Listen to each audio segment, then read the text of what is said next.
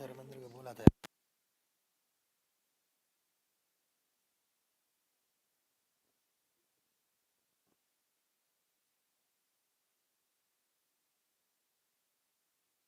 He has also represented labor rights issues on many national and international platforms. At present, he is a legal consultant with Gender Help, which is a labor rights organization. Finally, we have with us Professor Prabhu Prasad Mohapatra. Professor Mohapatra is a professor of modern Indian history at the Department of History, University of Delhi, where he teaches economic history, labor history, and global history of servitude to master's students. He researches and supervises research on history of long-distance migration, history of education, and history of informality and labor law. Before we start with our panel discussion, I would like to invite on stage Ms. Roshni Shankar, who is the Executive Director of the Migration and Asylum Project, to tell us a little bit about the organization and the work that they are doing.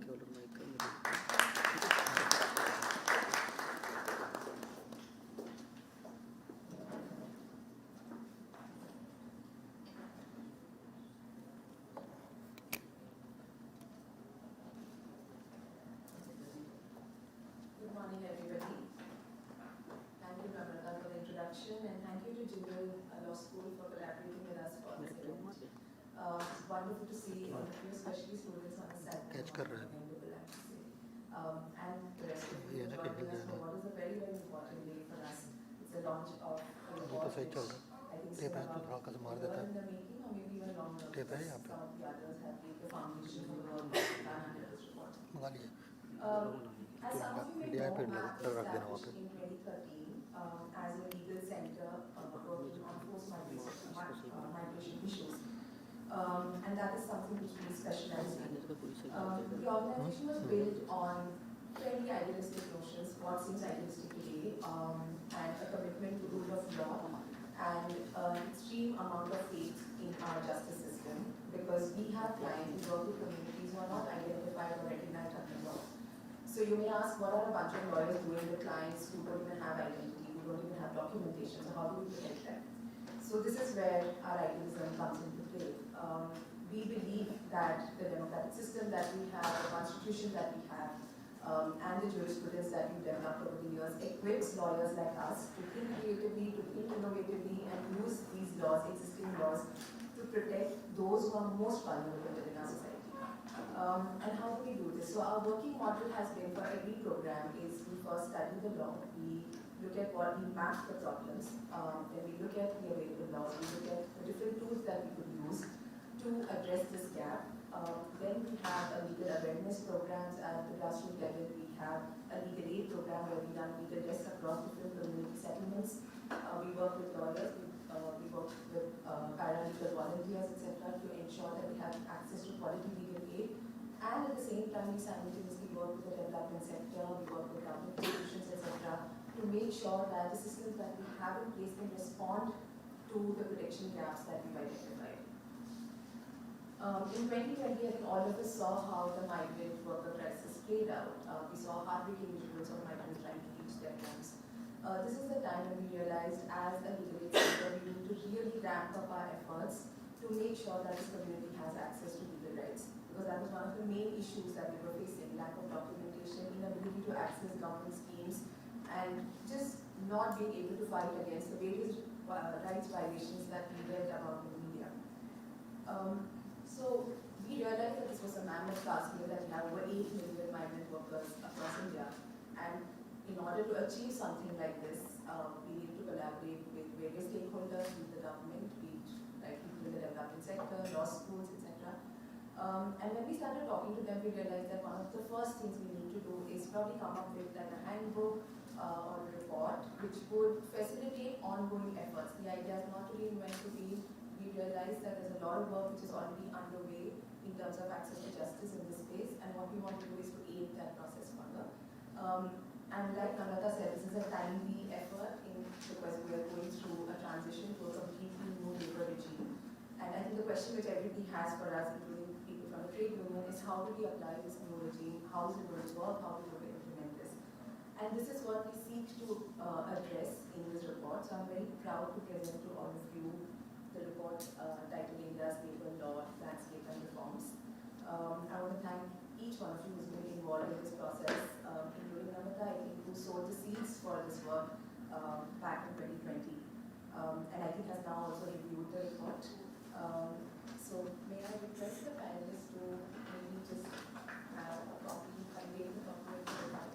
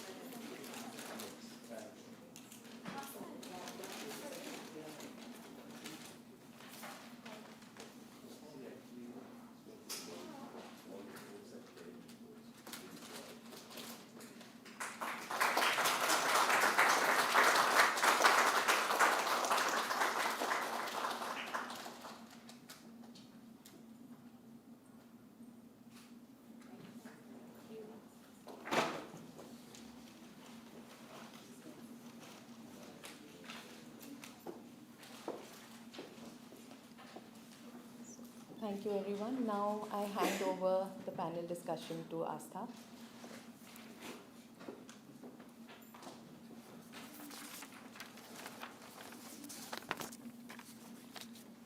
Good afternoon, everyone. Thank you for being here. We are so happy and elated on the launch of our report today. The report, India's Labour Law Landscape and Reforms. This report is an effort of our team, Migrant Worker Project at MAP. I would like my team to just stand once so that we can give them an applause for the hard work that they have done.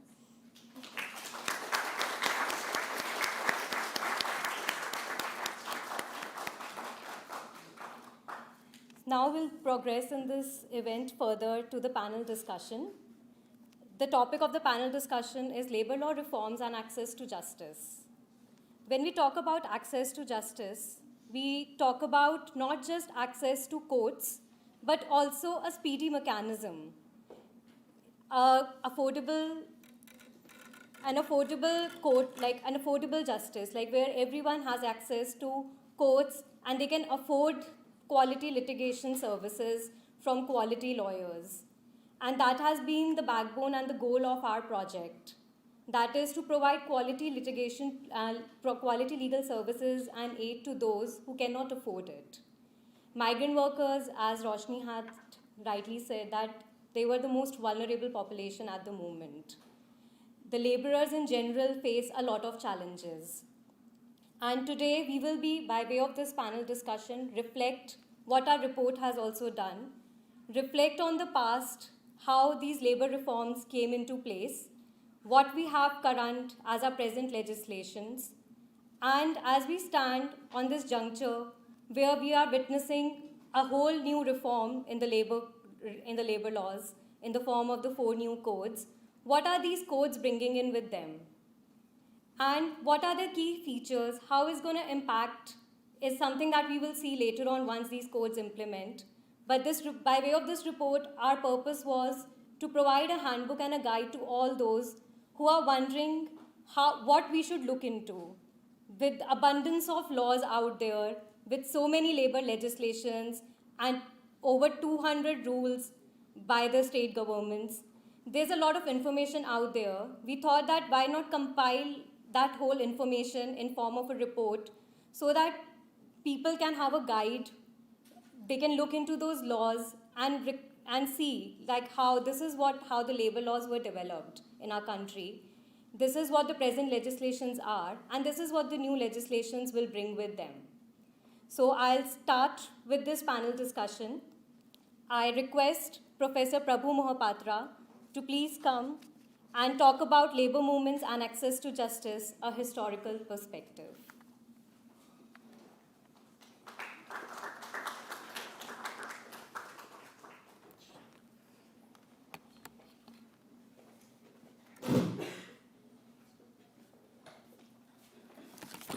First, thank you very much for having me here and being here. And I know for law students, labor law is no longer perhaps such a fancy area of interest, but I think it's important for us to mark these labor, even if you're doing any other kind of law, it's very important for us to mark these changes, because whether we like it or not, the definition of the way labor is organized or way the labor locates itself or is located in the economic trajectory of India, it still is absolutely crucial. Crucial for development of India. It will always be important. Accepting that its balance, its actual power has, we know, shifts and changes over time. And these shifts and changes in the power of labor as a social category is crucially marked by law. So law marks, on the one hand, shifts which have already taken place in the balance of power between labor and other powerful interest groups, employers' interest groups, let's call them, or those which represent capital, and the state. And labor, this shift in balance of power is sometimes accelerated through the design of law, or in some other times it's consolidated. The status quo is consolidated, the disparity or the power imbalance is somehow consolidated and is marked in the law. So that means studying law is quite crucial. But one is important to study this law or the way this law has evolved to mark these changes over time. And that's what, as a historian, I'm not a lawyer, don't have legal training myself, but I have some understanding or try to understand the evolution of labor law in a long-term perspective. I specialized in the 19th century. My specialization or research has been on what is very now completely forgotten, but which is a very important part. And we see still the impact of that set of laws, which is called the master-servant laws. Before the workers were called workers or employees, they were called servants. It was a purely a power imbalance inscribed in law in the provision of what is called the criminal breach of contract. That means work contract was not a civil contract.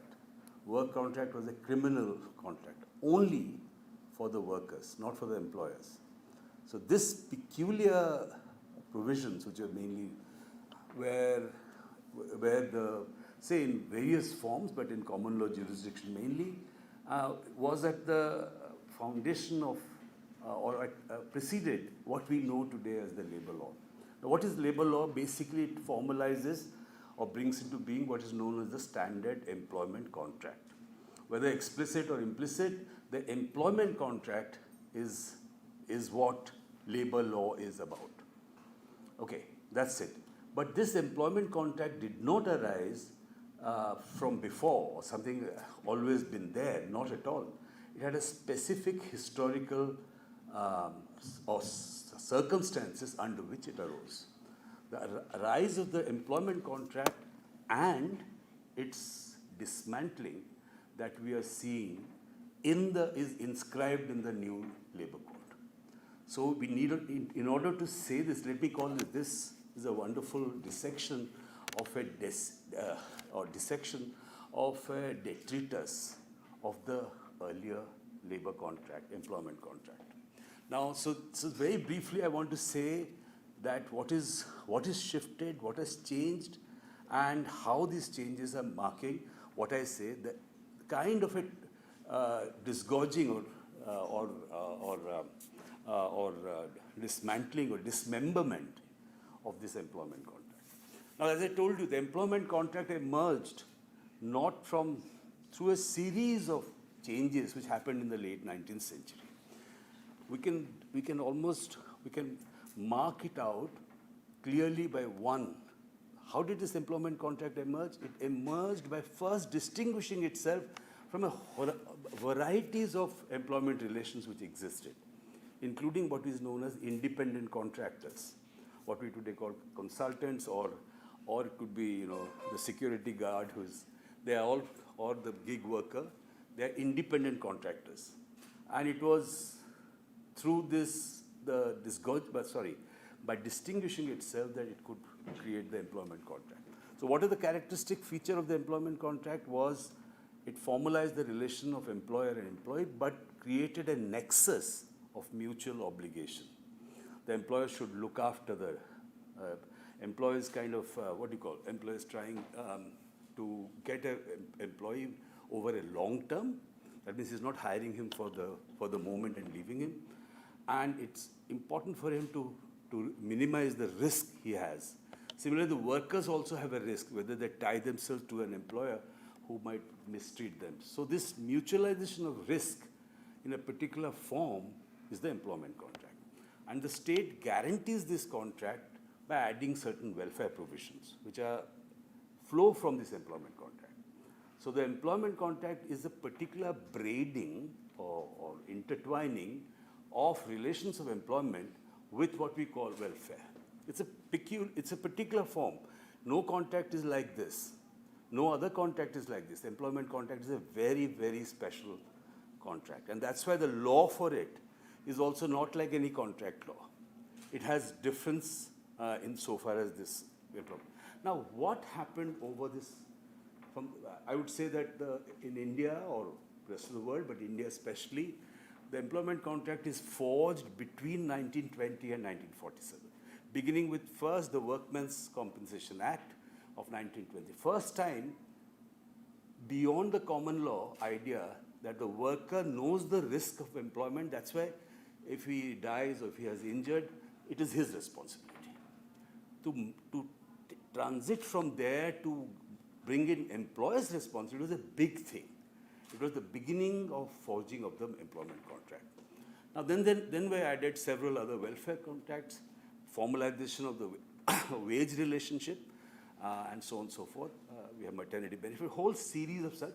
But at the heart of all of it is, of course, the idea of what happens when there is conflict and dispute, the Industrial Disputes Act, which came in 1947, but which was designed in 1929 in India, or its roots are there, in order to handle one of the longest strikes ever which happened in the world that time. For nearly 6 months, Bombay textile workers were on a strike in 1928 and 29. And they succeeded to an extent. Of course, this was first time brought that idea that we must be able to control these conflicts. It is from there the provisions of public utility, that strikes should be controlled, regulated, should be allowed, but should be regulated and so on. And strikingly and interestingly, most of these laws were created during 1920s or 1940s. Many of them laws were actually already done before our independence, including the 1947 ID Act, before the actual independence, because it drew its inspiration from what is known as the Defense of India rules, which prohibited strikes and lockouts during the war period. And that provision carried on for a long time. So despite all that, a whole regime had come into being, including minimum wages and all, to create a particular thing which he called to protect and promote the employment contract. But at the heart of this employment contract, just give me 3 minutes, I just need to finish this idea. At the heart of the employment contract was the way it was forged, it also excluded several things.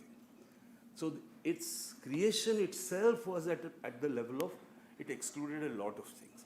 For instance, factories. You had what is defined as a factory, how many workers. Thresholds of various kinds were created for various reasons, and as it became later, it shifted for. So one was this threshold. So this law was carved out for employment contract, was actually applicable to a narrow range of employment relationships, mainly direct employment relationships. Indirect employment relationships were not taken into account, or forms of several such thresholds are created. That's one way. Broadly speaking, the employment contract was a specific type of contract which has to be allowed to, but the idea was that bulk of our society, social relationships will now be captured by the employment contract. The second point I want to make is the employment contract is forerunner of what we know as citizenship rights. It's before you have the citizenship rights, the right to housing, right to work, right to various other rights which we call as citizenship rights, right to movement, free movement, were first enshrined in the, or arose from the workers' employment contract. So remember that the citizenship question, which is migrants' question, which is there, it is about citizenship. Can I move freely? Do I have the right to move freely, or I can be stopped for whatever public order reason? So citizenship question is at the heart of, also in some sense flows out of this. So what we see, I want to end here with just by saying what this law and this very, very nicely dissected aspect in there are some little problem, but what I say, a codification is a form in which it must have a rationale in it. It cannot be piecemeal. If you read this set of codes, you know that there is so much internal inconsistency that it must have had a reason. Not just the lack of, first is the lack of a coherence or a particular, the idea was that it should be rationalized, it should be harmonized, and it should have universal application. But it reinstated several forms of thresholds. It put certain types of definitions of worker. There is, in particular places, it is not allowed in other places. So this retained the incoherence of the already proliferating labor law regime, and in fact multiplied it. If that is so, it failed to rationalize it. There must be a reason for it. The reason is what I would say, the laws, as I told, the laws function to signal something. So despite its incoherence, it is able to signal something. And that signal is that varieties of instruments and institutions which had given empowerment to workers are to be shifted. You are being, like the way we have been transformed from citizens to become beneficiaries, similarly from being rights-bearing individuals and having the right, collective rights of many kinds, including the right to strike, it becomes a kind of a gift of the employer and the employee. This is actually, this shift is not directly, it has some very, very nice provisions that it is supposed to be universal, applicable of social security to everyone, to give social security to everyone, but no unionization rights. Okay? So it has such inconsistencies or deliberate inconsistencies that it cannot but be doing a signaling function. Now that signaling function, I want to say, sometimes the law is a bit too late. That means the law is signaling something which the economic formation that we are is already shifted and changed. So is it a rationalization process? Is it a codification process apart from its incoherence? Is it a signal coming too late? I would say it is coming too late. Because the world is changing, the world of work is changing massively, and this kind of legal code has no idea where, or cannot understand where it is going, where the future of work will be. And I think that's why it's apart from signaling, helping capital to do what, it is actually in a period of crisis.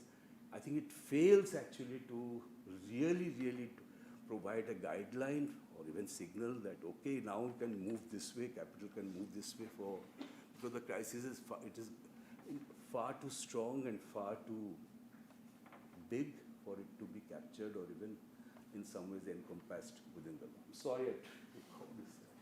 Yeah.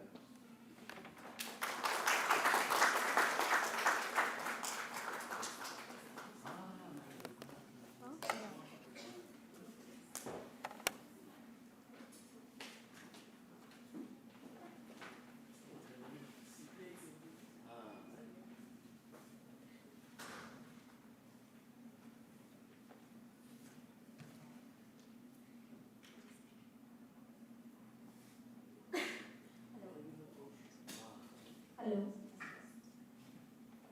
Thank you so much, Professor, for giving your insights into this, how this whole workman and employment contract came into being, and how the labor laws are so different, and what labor laws did out of this contract.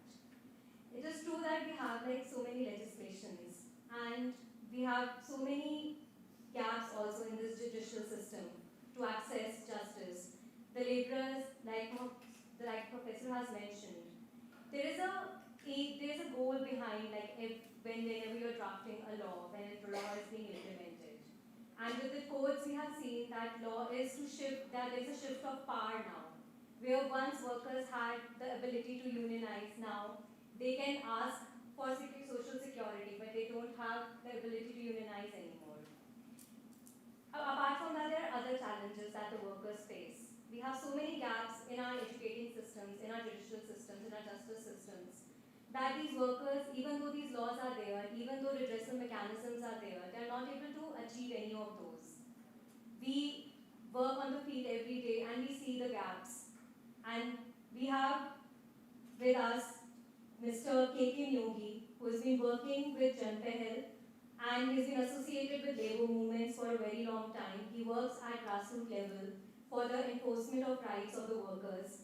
And I would like him to now take it over and tell us about what are the challenges faced by workers in accessing justice.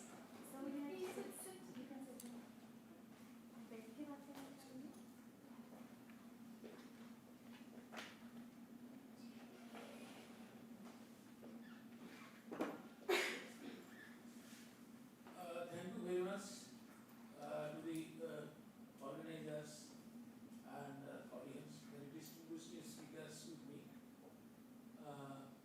I have gone through the report. It is a nice one, and it was expected that such type of reports must be tabled before the masses to know everything. So I would like to see just present some experience before you for your examination or comments. So I would like to express whatever experience faced during 40 years of my tribunal activities. I will speak in Hindi. सब फिर से धन्यवाद, क्योंकि मैं आप लोगों के सामने कुछ खास चीजें लाना चाह रहा हूँ।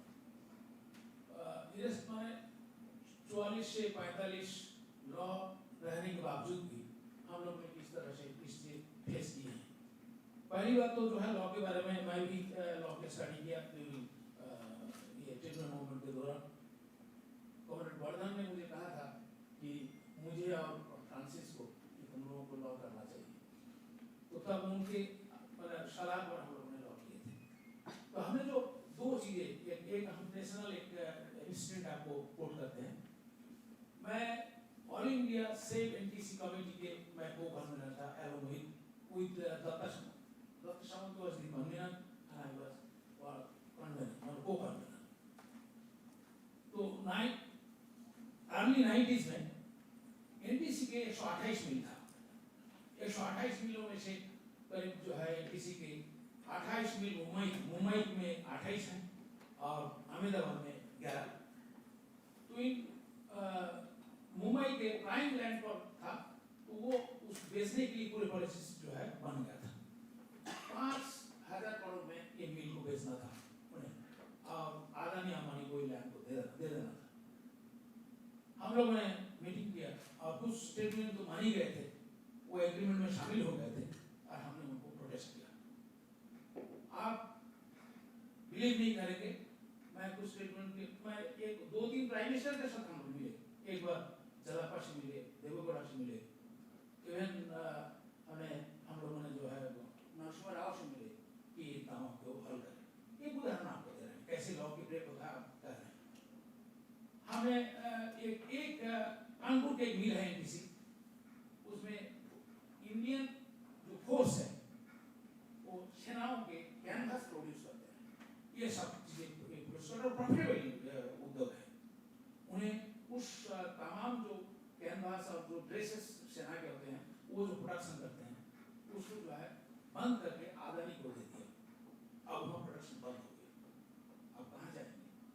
तो हम लोग ने फिर जो है मिले, आइए गुजरात हम लोग के जान पहचान के थे, सिविल लिबर्टी मूवमेंट जुड़े हुए थे, तो हम लोग गए सेंट्रल गवर्नमेंट के रिप्रेजेंटेटिव, हमने कहा तो कम से कम इतना तो कीजिए। दोनों हस्तक्षेप किया, लेकिन अल्टीमेटली उन्हें बाकायदा सी घोषित किया गया, वो सीका एक्ट के माध्यम, और उन्हें तमाम उद्योगों को जो है बीआईएफ में लिस्टेड कर दिया गया। बीआईएफ में सब जो गवर्नमेंट के लोग आए और उसको लिंगारंभ कर दिए और तमाम चीज़ों को बेचने की लिस्ट में कर दिए।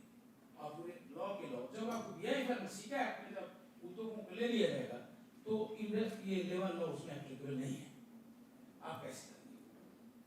तो कोई भी लेबर कोर्ट आपको जो है तो आपकी केस भी नहीं लेंगे, आपके जो है सरकारी उद्योगों को वेज भी नहीं मिल रहा है, कोई भी ना हाईकोर्ट एंटरटेन करेंगे, because high court will refuse it because it is under adjudication of the BIF, वो एंटरटेन नहीं करेंगे, लेबर कोर्ट भी नहीं करेंगे। तो अल्टीमेटली भूखमरी के कारण में आ गए थे करीब करीब जो है 2.5 लाख मजदूर पूरे देश में, और इसके बारे में अभी भी वो सब स्टडी नहीं हुआ। हम लोग मूवमेंट किए थे और उसके चलते जो है हम लोग ने रिफ्यूज कर दिए। तो दत्ताशाम के काफ़ी वहाँ स्ट्रॉन्ग पोजीशन था, तो उनके ऊपर गोली चल गया और उनको मार दिया। घर से निकल ही रहे थे, हाथ ऊपर आना था विश्व उनको, फिर मेरे ऊपर भी चला था। तो ये ये केस है, आप लोग देखेंगे कि ये लेबर लॉ और ये जो पूरे अथॉरिटी जो चाह रहे हैं वो अथॉरिटी, ये दोनों में क्या कॉन्ट्रडिक्शन है। तो मैं ये कहना चाह रहा हूँ कि हमारे लेबर लॉ के फॉर्मेशन ये 2 स्टेज रहा है।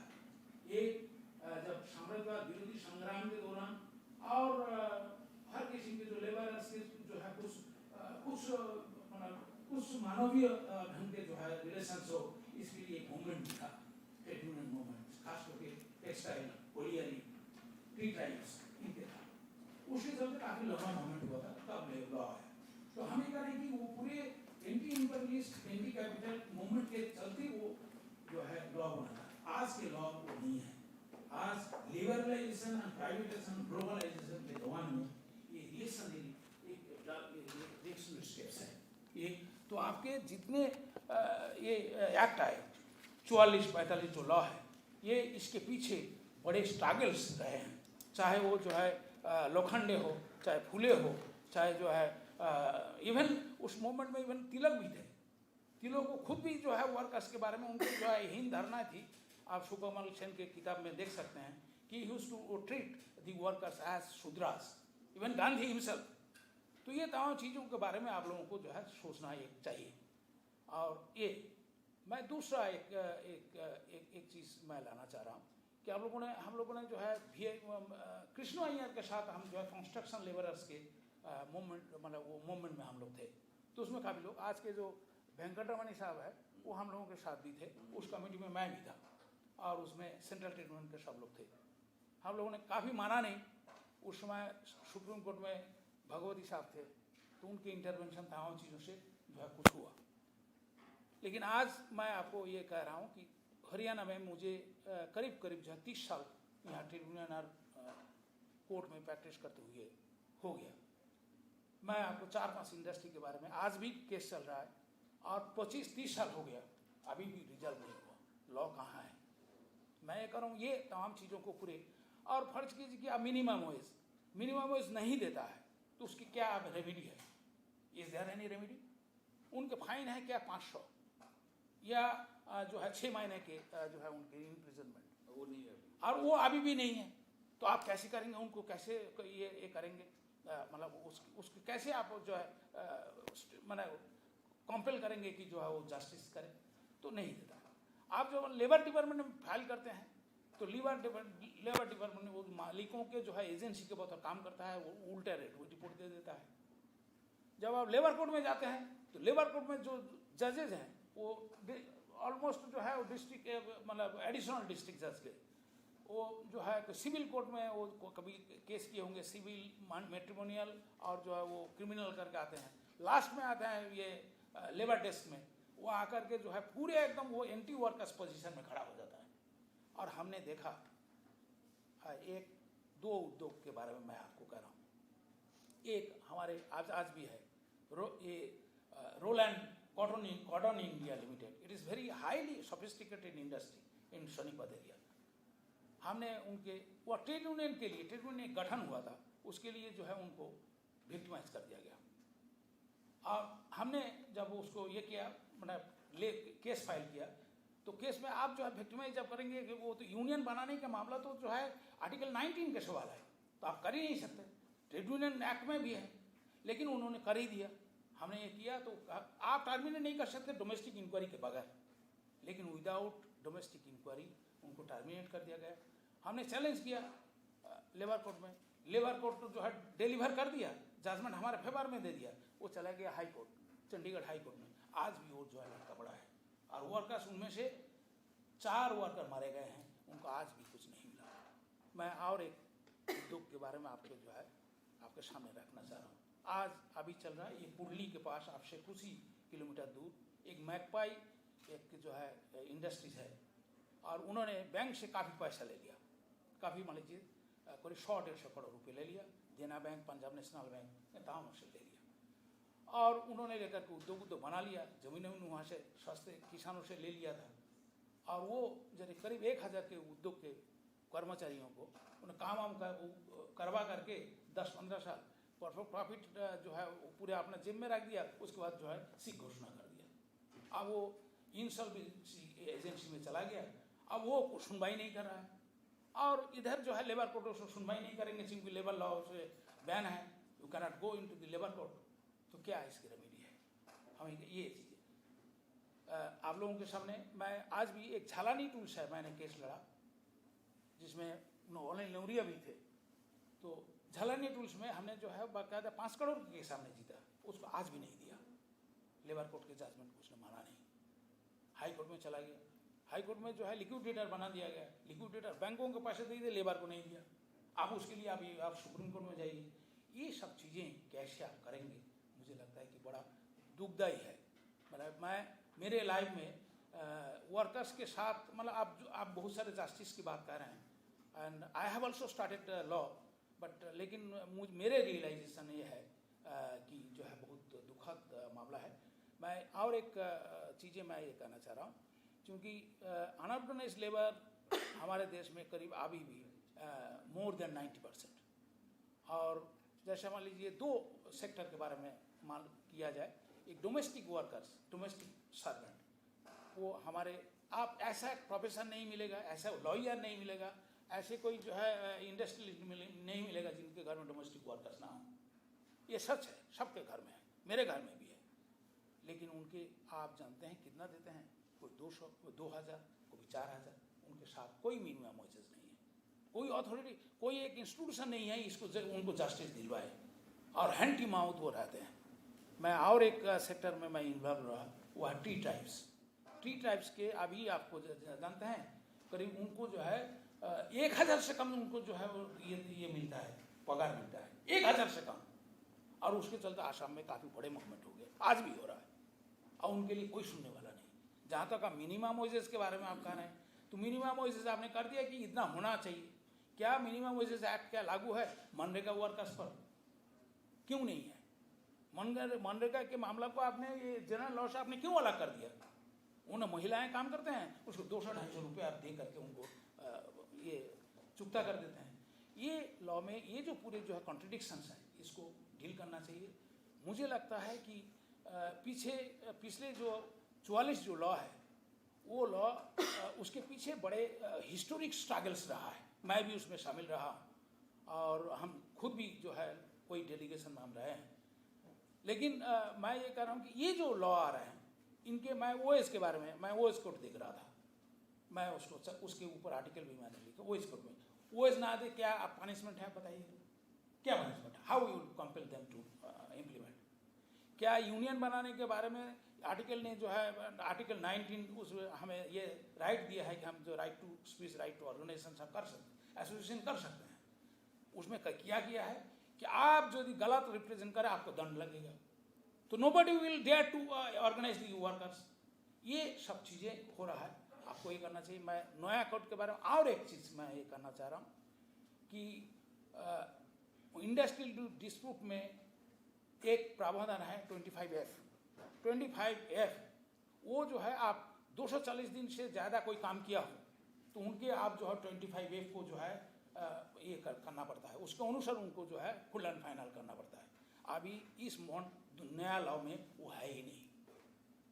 फिर आप देखेंगे कि फैक्ट्री एक्ट में जो आपके फैक्ट्री एक्ट में जो लाया गया वो फैक्ट्री एक्ट के प्रोविजंस को, जिसमें यह है कि आप कोई फैक्ट्री करें तो फैक्ट्री इंस्पेक्टर से परमिशन लेना पड़ेगा, बिल्डिंग बनाने के लिए परमिशन लेना पड़ेगा। अभी ऑनलाइन आप कर सकते हैं, हु विल इन्वेस्टिगेट इट। मैं अभी मूव का जो फायर इंसिडेंट आप लोग सुने होंगे, मैं उसमें था, फैक्ट फाइंडिंग में मैं गया हुआ था। मेरे बड़े नज़दीकी जो है वर्किंग क्लास मेरे बहुत नज़दीकी हैं, मैं गया हुआ था। मैंने ओसी को ड्राफ्टिंग मैंने कोई दिन लगा करके मैंने ड्राफ्टिंग किया था। आप ये बताइए माइग्रेंट लेवल लॉ है, इंटरस्टेट माइग्रेंट लेवल, वहाँ एक भी वर्क, सब माइग्रेंट थे, एक भी रजिस्ट्रेशन नहीं था, क्या पनिशमेंट है। और कोई सालों से चल रहा था, उसमें फैक्ट्री एक्ट लागू नहीं था, कोई ने चेक नहीं किया था, एक वेंटिलेशन नहीं था, ये एंट्री और जो है आउट होने के लिए कोई स्पेस नहीं था।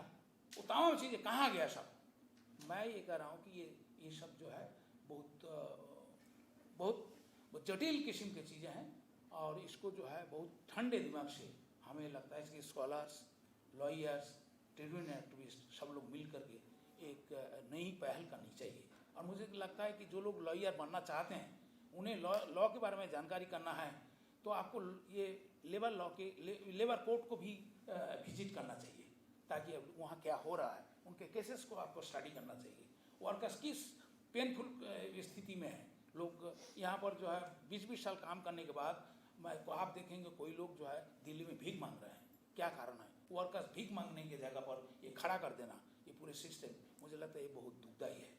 और आप सभी लोगों को, मुझे तो शर्मिंदगी होना पड़ रहा है कि मैं 40 साल जो है ट्रेड यूनियन मूवमेंट में रहा, मैं वर्धन के साथ रहा, मैं पांडे के साथ रहा, स्पॉन्सरिंग कमेटी में फाउंडर मेंबर था, कोर कमेटी मेंबर था, इंद्रजीत गुप्ता जी थे, चित्त बोस थे। आज इसी स्थिति में आ गया, बहुत दयनीय स्थिति में।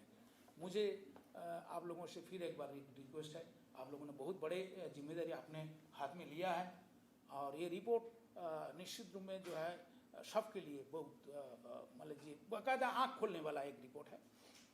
और भी चाहिए, मुझे लगता है कि और व्यापक इसकी स्टडी होनी चाहिए, वरना जो है इससे मैं ये कह रहा हूँ कोई बुरा नहीं, वर्स्ट टाइम वर्कर्स के टाइम ये वर्स्ट है। इस वर्स्ट टाइम को आपको चेंज करना है और in the days to come obviously better movements will come. Thank you.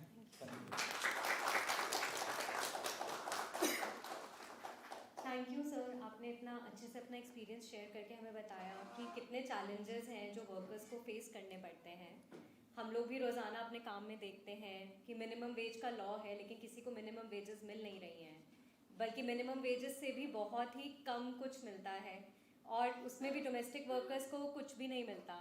उनके प्रोटेक्शन के लिए कोई लॉज भी नहीं है। अगर उनको कोई प्रॉब्लम फेस करनी पड़ती है तो फिर उनके पास कोर्ट रिड्रेसल के लिए सिर्फ एक सिविल सूट ही है जो वो फाइल कर सकते हैं। उसके अलावा उनके पास कोई और ऑप्शन नहीं है। उनके लिए कोई लेबर लॉ नहीं बनाया गया है अभी तक। और कितनी बारी हम लोग ये बोलते हैं कि सरकार को बनाना चाहिए, लेकिन ऐसा कुछ अभी तक हो नहीं रहा है। और भी बहुत सारे चैलेंजेस, जैसे उन्होंने बताया कि अनलॉफुल टर्मिनेशन, ये बहुत एक ऐसा चैलेंज है कि बिना किसी वजह के, बिना किसी नोटिस के उनको नौकरी से निकाल देना, उनको जो सैलरी बोली जाती है वो उनको नहीं मिलती है। तो ऐसे बहुत सारे चैलेंजेस हैं जो वर्कर्स फेस कर रहे हैं. ये एडिशनली जो माइग्रेंट वर्कर्स हैं वो ये चैलेंज भी फेस करते हैं कि उनको इरेगुलर वेजेस, जो उनकी वेजेस हैं वो उतनी नहीं है जितनी कि शायद एक डोमेस्टिक वर्कर जो वहाँ रहते हैं उनकी हो. और इसके अलावा उनको डॉक्यूमेंटेशन, एंटाइटलमेंट्स की बहुत परेशानी रहती है. तो जैसे सर ने इतने अपने केसेस और एक्सपीरियंसेस डिस्कस करे और हमें बताया कि कितने सारे चैलेंजेस हैं, और लॉ का जो पार्ट है जहाँ पर उनको रिड्रेसल मैकेनिज्म मिल रहा है वहाँ पर भी उनके लिए वो एक्सेस नहीं है प्रॉपर. अगर एक्सेस है तो उनके पास क्वालिटी लीगल सर्विसेज नहीं है लेने के लिए कि उनको वो इफ़ेक्टिवली मिल सके. और इसीलिए जैसे सर ने बोला कि ये बहुत नेसेसिटी है अब कि सब जो स्टूडेंट्स हैं आने वाले वो इस लेबर लॉ पे भी फोकस करें, और शायद हर यूनिवर्सिटी को भी फोकस करना चाहिए कि वो ग्राउंड रियलिटीज़ और ग्रास रूट रियलिटीज़ जो लेबरर्स की हैं वो अगर स्टूडेंट्स देखेंगे तो उनको समझ आएगा कि जिस लॉ को वो बहुत ड्राई समझते हैं वो एक्चुअली बहुत इंटरेस्टिंग है, and it can actually bring a lot of change in the society.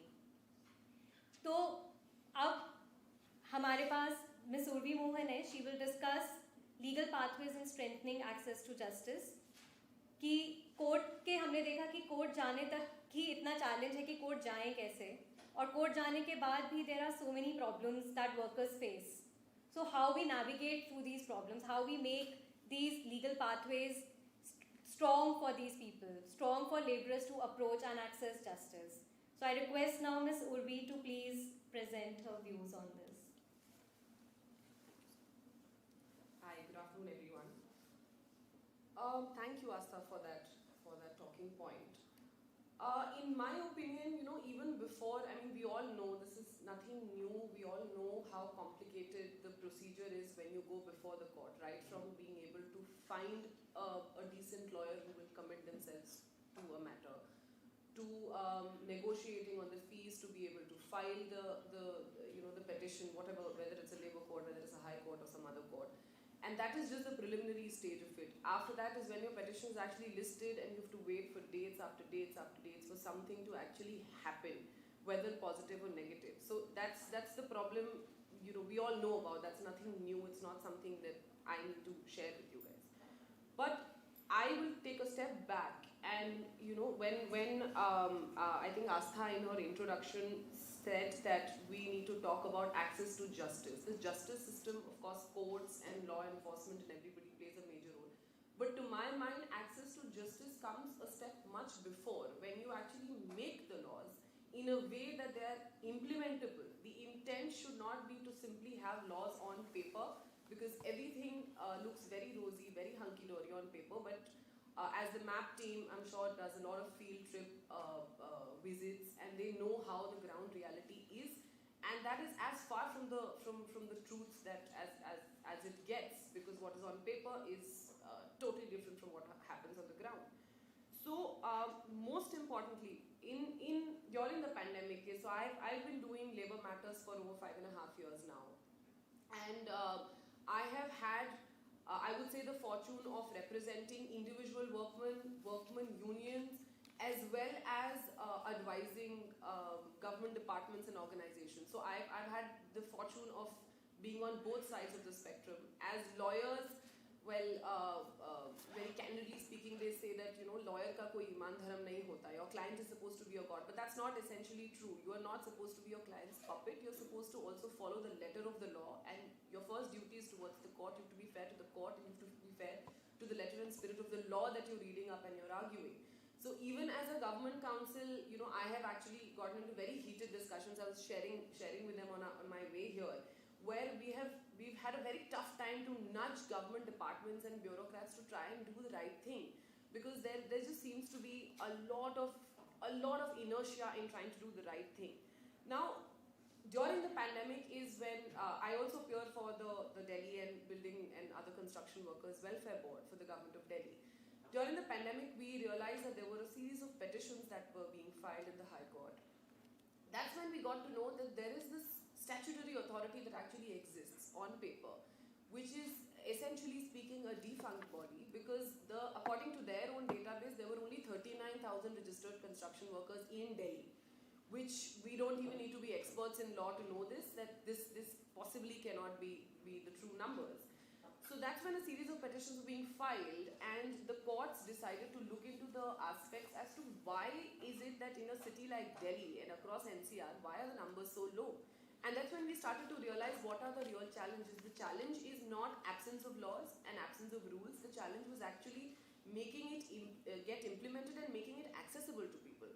So even as government lawyers, we would randomly walk up to workers, working in the High Court premises or working outside our office into some other house, and we would just ask them, do you even know that a board like this exists? Like, do you know what the procedure is? How do you go about it? Because they claim to have a lot of welfare schemes in place, but do you know? So number one, they had no knowledge of that.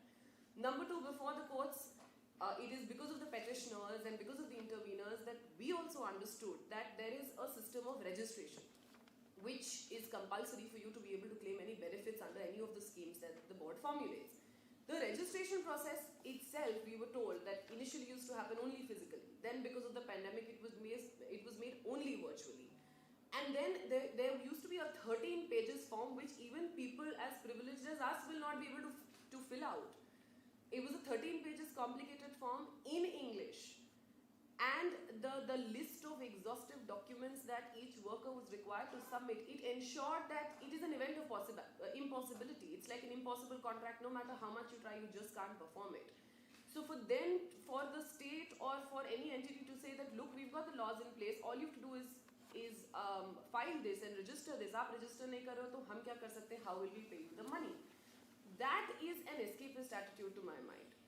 And what courts, what litigants, what lawyers, and what state authorities, everybody needs to understand and bear in mind at every step of the way is that these legislations and this particular strata that we're dealing with, it has to be dealt with a lot of sensitivity.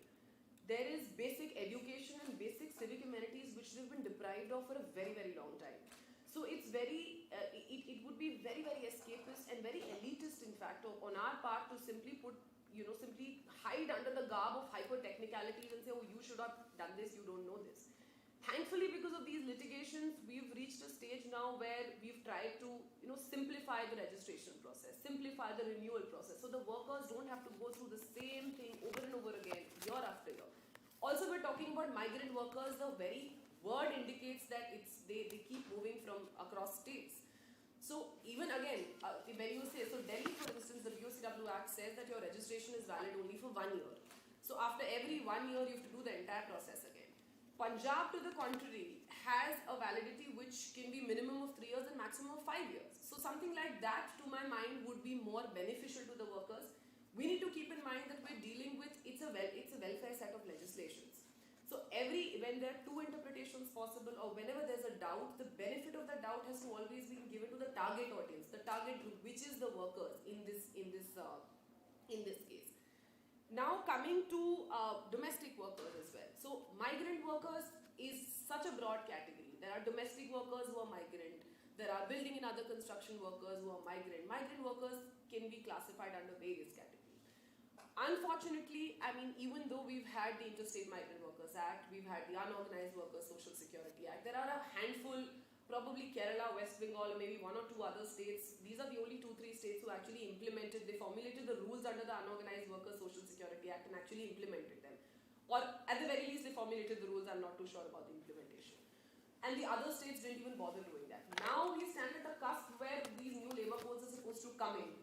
And of course, it is no rocket science to figure out that the changes that have been brought about are to make, it is more economy friendly and business friendly and things like that, which to my mind again is not essentially a bad thing. The point is that it can't be and it shouldn't be at the cost of your labor class, which has anyway been so ignored and neglected for so long. So you have to have more awareness. You have to have door-to-door access of these facilities. You have to simplify procedures. Even if you make something online, you are presuming that every worker today has a smartphone with a speedy internet. I live in Uday Park and I pay blood money for that rent, and I don't get internet in my own house. I'm expecting some worker who is in a rural area in Delhi or Bihar or Orissa or Bengal to be able to access these forms on their phones. That's not possible. So the onus has to be on the state because we claim ourselves to be a welfare state. So Delhi government, for instance, has started this door-to-door mobile Sahayak Seva. I'm told it works to a good extent on the grassroots level, but I haven't tried it out myself, so I wouldn't know. But the idea behind that scheme is that you call on a helpline number, especially for construction workers. The Sahayak goes up to the worker with the form on their phone and helps them fill out the forms and helps them upload documents and things like that. Another issue which we were facing with registration of workers was that they were required to submit a 90 days employment certificate for the preceding 12 months to show that they've worked as construction workers. Now that certificate earlier used to be given by employers or trade unions, etc. There was a lot of hanky-panky scope of a hanky-panky or under-the-table transactions, especially because there is a group of individuals or mighty employers that you're dealing with who would maybe ask the worker to some sort of a monetary return or some sort of an exploitation. There was always room for that. So now that has also been done away with, and the Delhi government has now decided that we will accept only a self-certification from the worker that says that I have worked for 90 days as a construction worker in so-and-so area in the preceding 12 months. Now the risk, I must fairly highlight this also, because while we were doing this set of litigation, on the flip side there was another set of litigations against the government and against these boards, saying that you are actually engaging in misuse of funds. Because while you try and dilute, or I wouldn't say the word dilute, but make the access system easier and more accessible to people, there is also always potential and room for abuse of the process and the money or the benefits or the relaxation going into wrong hands. But similarly, the Dowry Prohibition Act happened, the Domestic Violence Act happened. All of these were there to curb the evils in the society. And the counter argument, of course, is but there's so much abuse of the process and everybody's filing fake cases. Does that mean we do away with those laws? No, right? Because that's the whole point of bringing in those laws was to protect a certain segment of the society and make life easier for them and make sure they get access to justice. So similarly, we need to make sure that while there will be some situations and instances where maybe somebody who's not a construction worker manages to get himself or herself registered as a construction worker and actually take benefits. The corollary is, the flip side is that if you don't make all these policies and these schemes accessible to people, then even those 10 people who stood to benefit, they will be wrongly kept out of this benefit. So we cannot say that we shouldn't be relaxing this because there's possibility of abuse. The idea should be to actually make the enforcement tighter, to make the penalties tighter, to make sure if somebody, whether it is a trade union certifying or it is an employer certifying that this person is a construction worker, if that turns out to be fake, then take action against that individual or that entity. Instead of saying that, no, you need to necessarily go through the rigors of the system to be able to certify for your own work which you have done in the last 90 days in the last year. And that's just ridiculous. So, and more importantly, Sir was talking about the situation in the labour courts. The new code also proposes the tribunalization of the industrial courts, of the labour courts. Labour courts as it is where we stand today are in a miserable state. Again, no rocket science, everybody knows that. I've practiced there, and I know that, my first final arguments in fact were in front of a labour court judge, and that matter by then had been pending for 11 years. And at the end of 11 years, it took 6 hearings for the final arguments to happen, and at the end of the day, I think my client received about 6 lakhs of compensation, which I was very happy about because it was my first final arguments. But he was heartbroken because he said, I'm sorry, it wasn't 11 years, it was about 18 years. So he said, after 18 years of fighting and not having a job, I'm now post-retirement and all I get is 6 lakhs. Is it really worth the money? And even if he wants to challenge it, just look at the way that is, we can't, even as lawyers, I try to actually, discourage my clients from getting into litigation. I try and tell them and inform them if you can mediate, if you can resolve this by any other process, do that, because the way forward is very painful. It is emotionally, financially, physically draining out completely.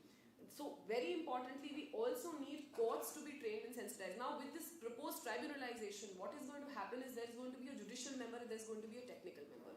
We already have a setup like that in some cases in NCVRC, especially in the Central Administrative Tribunal, which handles service matters. Now the problem with labour courts will be that when you have a technical member, they are not people who are well versed with the procedures of evidence law. For instance, in labour courts we all know evidence has to be led to show whether he or she is a workman or not, whether they are abandoned, whether there was a misconduct, whether there is an inquiry, fair inquiry, unfair inquiry, etc., etc., etc. Now there, if you bring in a technical member, these technical members are usually bureaucrats or they've been government servants. They are not well versed with the rigors of the evidence law and how the law is supposed to function. So there again, you run into that difficulty. You run into the difficulty where if the quorum is not present, then the hearings can't happen. So I personally feel it is going to throw us back in time and it's going to be a worse off thing where we are today.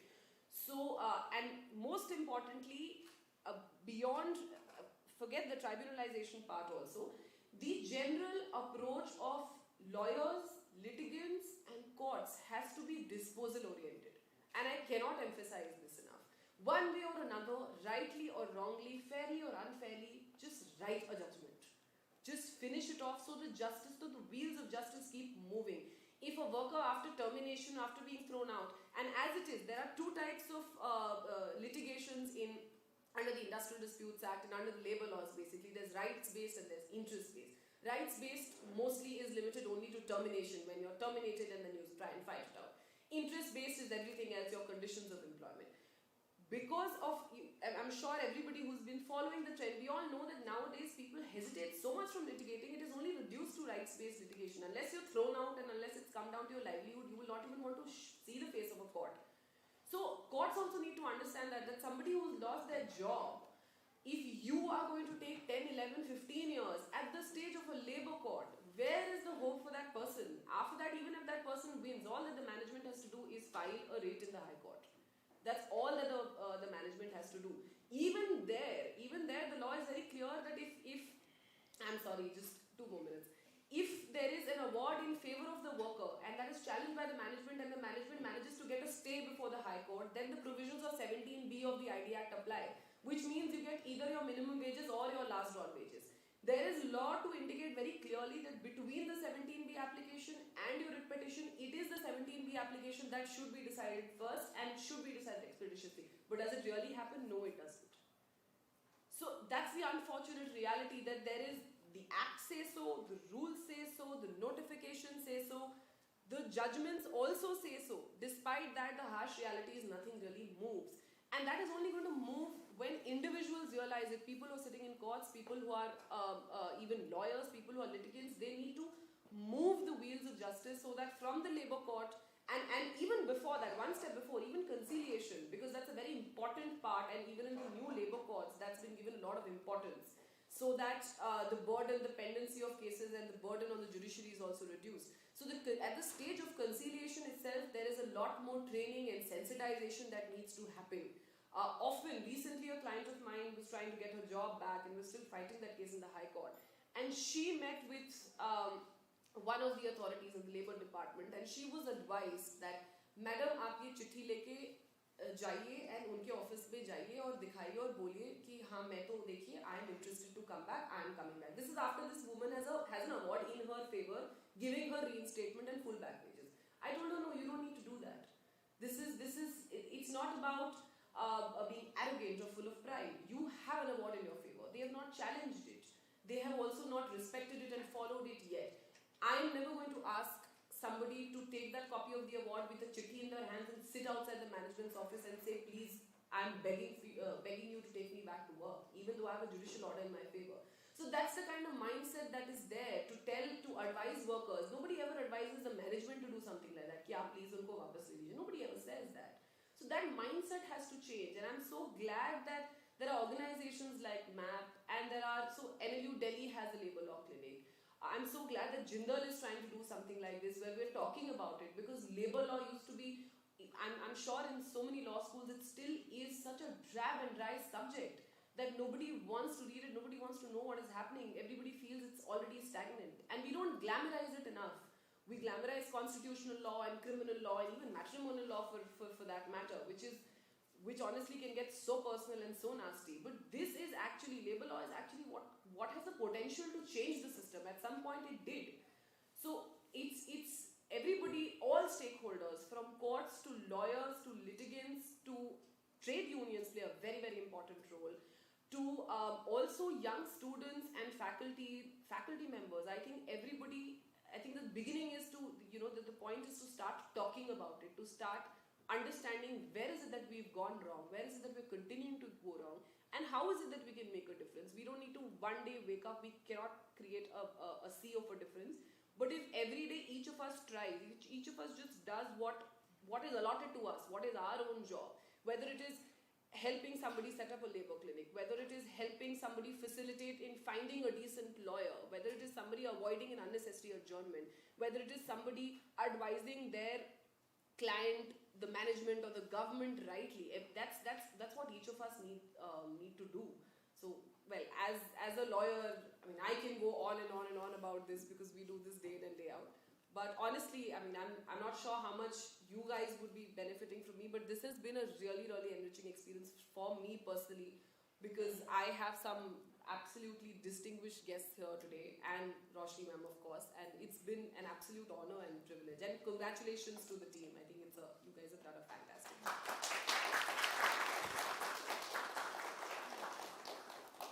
Thank you so much, Urvi, for putting it so nicely, that how we can strengthen this whole legal pathways to access to justice. It does it not only from the level of from the lawmaker's angle, but also at the implementation level, and taking it forward to everyone, sensitizing the whole community, which involves sensitizing laborers about their rights, what are the laws and redressal mechanism in place for them, but also sensitizing and working with other organizations like civil society organizations, law schools, universities, even lawyers, sensitizing all of them about the technicalities of this law and how important it is. Access to justice is a fundamental right that is enshrined in our Constitution in form of Article 14 and Article 21. Article 32 and 226 talks about everyone having an effective mechanism and access to courts. And this is what access to justice is not only about access to courts. It's about having a speedy adjudication process, an affordable adjudication process. These all are very important elements of access to justice, which all we can see is a missing element for our laborers and workforce at the moment. And as very rightly put by Urvi, it is important to sensitize people coming from all kinds of backgrounds, whether be it lawyers or judges or labor court or adjudicating authorities that are not well versed with laws, and even the civil society organizations, law schools and students can play a very important role in maybe bringing up another maybe labor movement, wherein we can have a good legal system which can be beneficial for the economy but not at the cost of our labor and our workforce. So today we have Mr. Ashutosh Srivastava from Department of Justice. I would like him to talk about access to justice, a way forward, what we should look forward to with the codes coming in and the present legislations which are currently are being implemented. What should be the way forward? How should we think about access to justice in a larger form? So, Mr. Srivastava, I would like you to now please present. Thank you so much, esteemed panelists, MAP team, Roshni ma'am, Asaji, and other team members of MAP, professor, this university, students, and participants. I'm finding it really, really tough to understand the gravity of this situation, this problem. It's not so simple, and complex. There are complexities, but I'm going to share my experience of access to justice and how collectively we can possibilities.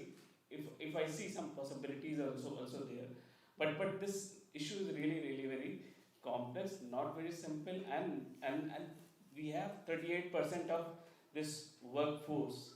Do they have enough resource? There's enough allocation of resources for their right for like it is the responsibility of government to respect, protect, and fulfill rights of every citizen. So are we? So when Sir was talking about, Yogi Sir was talking about gravity of this thing and long battle. So really it's just a matter of reflecting those things where we need our young minds articulation and projection, so that you can't ignore these issues during elections. It's highlighted prominently, and you cannot forget whenever you are allocating resources, and you cannot forget these important rights, these important issues. I'm going to briefly talk about background of Access to Justice project. In 2007-8, UNDP, United Nations Development Program, and Department of Justice, Ministry of Law and Justice got together, and they wanted to try pilot Access to Justice project, and they started their projects in 8 states, and this was the understanding between government and UNDP. Based on these experiences, we will try and replicate these experiences somewhere else with government's resources. Like initially, UNDP invested their funds, and from 2009 to 2012, in 8 states, Access to Justice projects were implemented, and UNDP had Justice Innovation Fund, where they invited proposals from civil society organizations, from academic institutions, from government departments. And based on results of implemented projects, Government of India started Access to Justice project in Northeast and J&K, because at that time, in 2012, they were not giving permission to external agencies to go and work in these regions. So with their own resources, based on these models, they started these projects in Northeast and J&K. In 2009, it was actually started as an Access to Justice project. In April 2021, Department of Justice, Ministry of Law and Justice, they made a division. The project was converted into a division, Access to Justice division, where we have 3 programs. Like main program is now known as a legal literacy and legal awareness program. Another component is tele-law program. And I'll briefly talk about these initiatives. And third one is pro bono program. So under legal literacy and legal awareness program, we have so many laws, and to simply express access to justice, I just draw a line like we have so many pro-poor, marginalized laws, but on the other hand, there's a huge number of category or people, but there's a huge gap. Like इधर भी resources हैं, इधर लोग खड़े हैं, बीच में कहीं एक गहरी सी नदी बह रही है.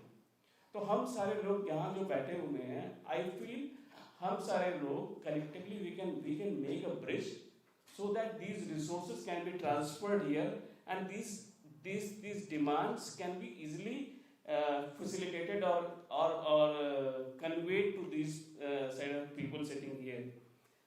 So in tele-law program, efforts are to provide legal advice before litigation, and there's a common service center, and usually it's situated in a village, and a person from that village only representing, and they're providing various services, and one of the component is tele-law service, where they facilitate, they fix a meeting between lawyer and person who's having some dispute or some. Third one is pro bono lawyering program, and because if you want to represent a person who's not having enough resource, you need pro bono lawyers. And if you see around, like in Asia, in world, there are so many countries, very small countries, and they have functional pro bono system in their country. In 2013, I visited Vietnam, and attended a pro bono conference, and I was surprised to see very active functional models in South Asian countries. But when we come to India and we say like so many things, but we don't have prominent numbers or commitment of lawyers. So we are trying to establish pro bono culture in this country, and there are encouraging results from esteemed institutions like yours and national law universities, and from various parts we are getting very good responses. But we need to amplify these initiatives, motivate these lawyers, and if possible, like sometimes it could be a low bono lawyering also, so that like it's not like putting all the burden on that lawyer. So right now under access to justice division we are working on 3 components, and I see possibility here under legal literacy and legal awareness program. We have approval till 2026, where we can work closely with civil society organizations on their innovative ideas. So I see this hard work. It's nicely presented here. All the laws are here, and you have also made a comparative comparison between where are the bottlenecks. So I see possibility of working together, and maybe like we have right now we have 13 partners, but we have scope for some more partnerships where focused interventions can be made for like duration is 24 months, but definitely on a specific component of this initiative we can work together. I see this possibility. During lockdown, we started webinars on national level social legal issues, and we have more than a lakh community level frontline workers under this telelaw program. They are based in village, and they are called VLE, village level entrepreneurs, and they are supported by PLVs, paralegal volunteers. So in order to simplify these laws, we call experts, and in simple way they share what is domestic violence, what is JJ Act, what is POCSO, rights of senior citizens, and definitely I see a possibility of working with MAP and to have a webinar focused on this issue, so that more people can understand, because they get these kind of grievances, but they don't have directions or solutions where to guide them, where to motivate them. So sir ने बोला था नई पहल की ज़रूरत है. मेरे ख्याल से ये जो यंग माइंड्स हैं, जो इनकी ड्राफ्टिंग स्किल है, इनका जो प्रेजेंटेशन है, लेंस है, बहुत डिफरेंट है. फॉर एग्जांपल अभी हमने एक राजस्थान में ऑर्गेनाइजेशन है, सिकोडिकॉन नाम है, उसके साथ वर्क करना शुरू किया, and with women's rights, child right, they also work on rights of senior citizens. उन्होंने एक पोस्टर बनाया, मैं आपसे शेयर करना चाहता हूँ कि rather than writing so many things, उन्होंने एक पोस्टर बनाया कि जिन्होंने बचपन में आपका हाथ थामा, उनका हाथ आप बुढ़ापे में ना छोड़ें. और 2 पिक्चर हैं, सिर्फ 2 पिक्चर हैं. एक में टेंडर हैंड को किसी मैच्योर हैंड ने पकड़ा हुआ है, दूसरे में एक ओल्ड एज पर्सन का हाथ है और किसी यंग पर्सन ने उसको थामा हुआ है. तो बहुत नाइसली उन चीज़ों को रखा गया. मैं सिर्फ ये बात कह के एंड करना चाहूँगा कि प्रेजेंटेशन प्रोजेक्शन बहुत ज़रूरी है. विद हमारे कंट्री का जो एक्सपीरियंस रहा है, लाइक रिच लेबर मूवमेंट रहा है, it's in order to put fresh energy, we also need to collaborate, invite thoughts of young minds. और मेरा ये मानना है कि we can't have 2 parallel lines. One line where this line is controlled or run by, managed by government, another line is civil society is running another line. I started my journey from civil society organization, but it's country's resource, country's problem, and country should have solutions. So what, like ministers, ministries, civil society, they need to work together in order to address to 38% of our population. We can't ignore this issue, and there are very good examples. We can learn a lot from them. But I also realized by attending this event, gravity of this issue and complexities of this issue, employer-employee relationships, other players are also there. But I also see possibilities. We can start. We can't. हम बहुत nervous नहीं हो सकते. We have possibilities, but we have to work collectively, not to work in two different directions. Putting our energy. Let's put our energy together and try to achieve small things. I believe in that. Thank you so much. Thank you so much, Ashutosh ji, for putting it so nicely for us. I think to sum up, I would just say that access to justice, this project that the Department of Justice has started, can actually be implemented at a very large scale to a large scale population, which includes our migrant workers and laborers. This project has its own 3 layers, and I think access to justice has these 3 pillars, which we call legal empowerment, legal aid, and advocacy, which are also core activities of our own project at MAP.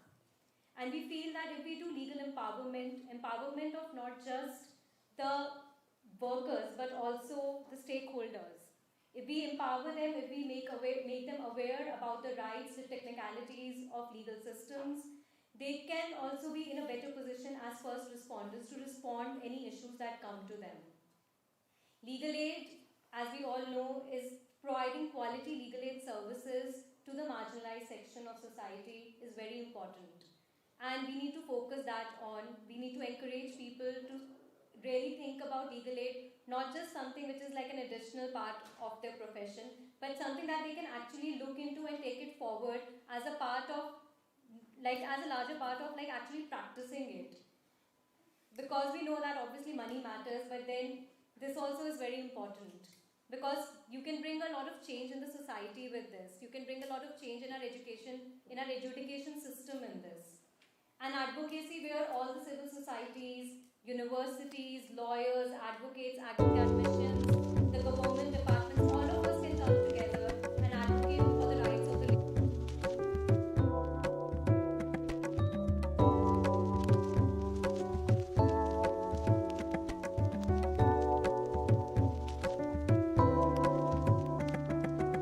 questions from the audience now. Yeah, Namrata. Thank you so much for that discussion. My question is, the neoliberal order has penetrated every aspect of policy making in India now, and we're witnessing that with labor as well. And we've also witnessed a decline and fragmentation of the trade union movement in India. Trade unions are not as powerful as they used to be, particularly during the 70s and 80s when you had judges like Krishna Iyer and Bhagwati who were giving pro-worker judgments. So my question is, given that even labor laws are now fairly neoliberal in nature, and given that trade unions are no longer as powerful and workers are no longer organized the way that they were, say, in the 70s, what are the changes that we need to implement in the workers' movement in order to ensure that this does not become the status quo and we can move towards, say, a regime that also accounts for the working class in India, given that economic policy and law are clearly being weaponized against the working class as of today, and trade unions are in decline. So that's a question that I wanted to pose to everyone on the panel.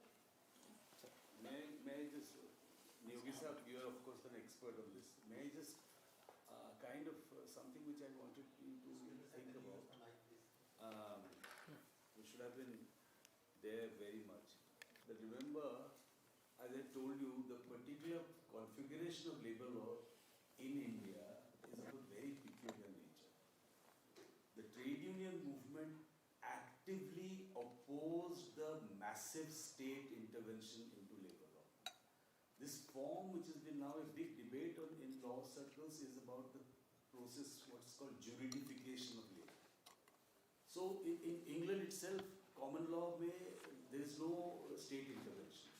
It is fought out by the workers and the employers.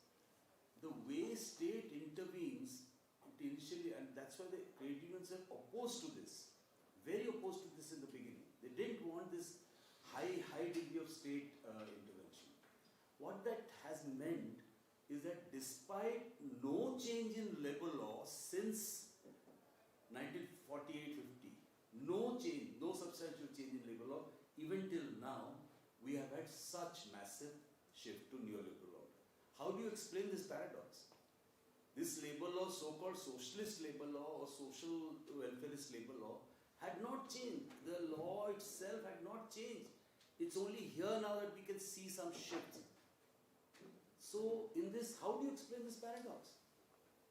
In fact, it poses the question about law itself, the function of law itself. The lawification of social relation, juridification of labor relation is not a solution. It is the problem. In its design, lawyers were not supposed to be there. It has to be done through actually through various It started in the 60s when it became that individuals could go and raise a dispute. Earlier it was collective disputes. So this particular shift allowed for a further juridification that all grievances are individual. It's not collective. It didn't arise from that. This big shift is partly that labor trade unions have bought into it. They lost their ability to fight because they became juridified themselves. Niyogi Sahib will know, Comrade Niyogi would know that this is the whole case of briefcase lawyerism which happened. Trade union is becoming lawyers to creating briefcase lawyerism, which actually weakened the labor movement. This juridification hasn't helped the labor movement. It has actually weakened the labor movement. Now the labor movement must develop, if it has to develop independently, autonomously. Law can be supplementary. The shift from collective rights to individual grievances. Now you see in the law, you have grievance redressal committee. There is trade union, but trade union you don't need to have trade unions at all. You only have grievance redressal committees. It shifts the locus from the collective to a very, very individualized thing. This is happening. The second point I want to point out, Namrata's question, which is important, but now my very good friend and colleague of here is Dipanshu is here. Dipanshu will be, because he's an economist, he's been tracking this. I want to provocatively suggest that we are actually not in the middle of neoliberal, we are in the middle of a crisis of neoliberalism. And the crisis, that's what I meant, that this law helping the neoliberal has come at a wrong time. Because the neoliberal crisis cannot be solved by neoliberal forms of law. It has to find some other thing. It is already finding. People are finding more different ways, or whatever you call it. Maybe it is important to give better wages now than that purely all the time cut wages. Maybe for the collective health of capitalist system now, they have to go towards this. Perhaps. It is not going to happen automatically. It is going to happen through a sharpening of the struggle. And there the labor movement must renew itself to push it towards a more beneficial outcome of neoliberal crisis rather than a fascist outcome. Because that also is happening and is possible. Social fascism is the condition under which labor are to be suppressed. A new form of suppression of labor is through social fascism. And this is coming as a response to the crisis of neoliberalism. Not by extending neoliberalism, it's a new crisis. So you have Trumpism, various forms of right-wingism throughout the world who are advocating exactly the opposite. They say, as you know, Steve Bannon, his main thing was economic nationalism, back to protectionism, back to stronger role of state, and of course, repression of labor. In the name of protecting our labor, it is to repress labor. So this is the thing. There are two important things. The paradox of labor law remaining the same, yet economic order changing. So what's the relationship between labor law and labor law with the economic orders? We need to understand that. Second, the process of juridification, which is quite crucially is the shaping. So more it is lawified. It's not that, but I differ a little bit from my their experience is too much from I'm still an academic, I'm not an activist or a practitioner. But from me, the juridification itself has resulted in problems. So it's not a question of access to justice alone. it's the way of lawifying, creating more and more legal thing, which is actually, then you say, oh God, I mean, why the hell has it happened? Why wasn't the protection given to a mode of solution which is there in the original idea, that trade unions and collective strength of the workers is the only guarantee or the best guarantee. It's not the protection of the state alone. In fact, that's why when we see that state has withdrawn support, we feel, oh God, because it created this condition. It's like, we can't now call back the state, please come and again help us. It will not do it. It will do it only under pressure. And that's where the new labour movement must emerge, which is the labour movement must reorient itself, fight not for better laws, because there cannot be any better laws. What laws do we need better laws? We need more effective, supportive law which creates collective rights. And those rights have to be defended. Now that's my answer to Namrata's question. And as I said, don't think neoliberalism, we are in the midst of, already in the midst of a big crisis of neoliberalism. The solutions are coming like haphazard way. Like this is a haphazard solution. And not your thing, I will see the labor code. Sorry, Roshni, what I meant was yours is actually, as I said, it's analytically dissecting a dead body. Very well done. It's a post-mortem. In addition to Mahapatra ji, I would like to say a few points.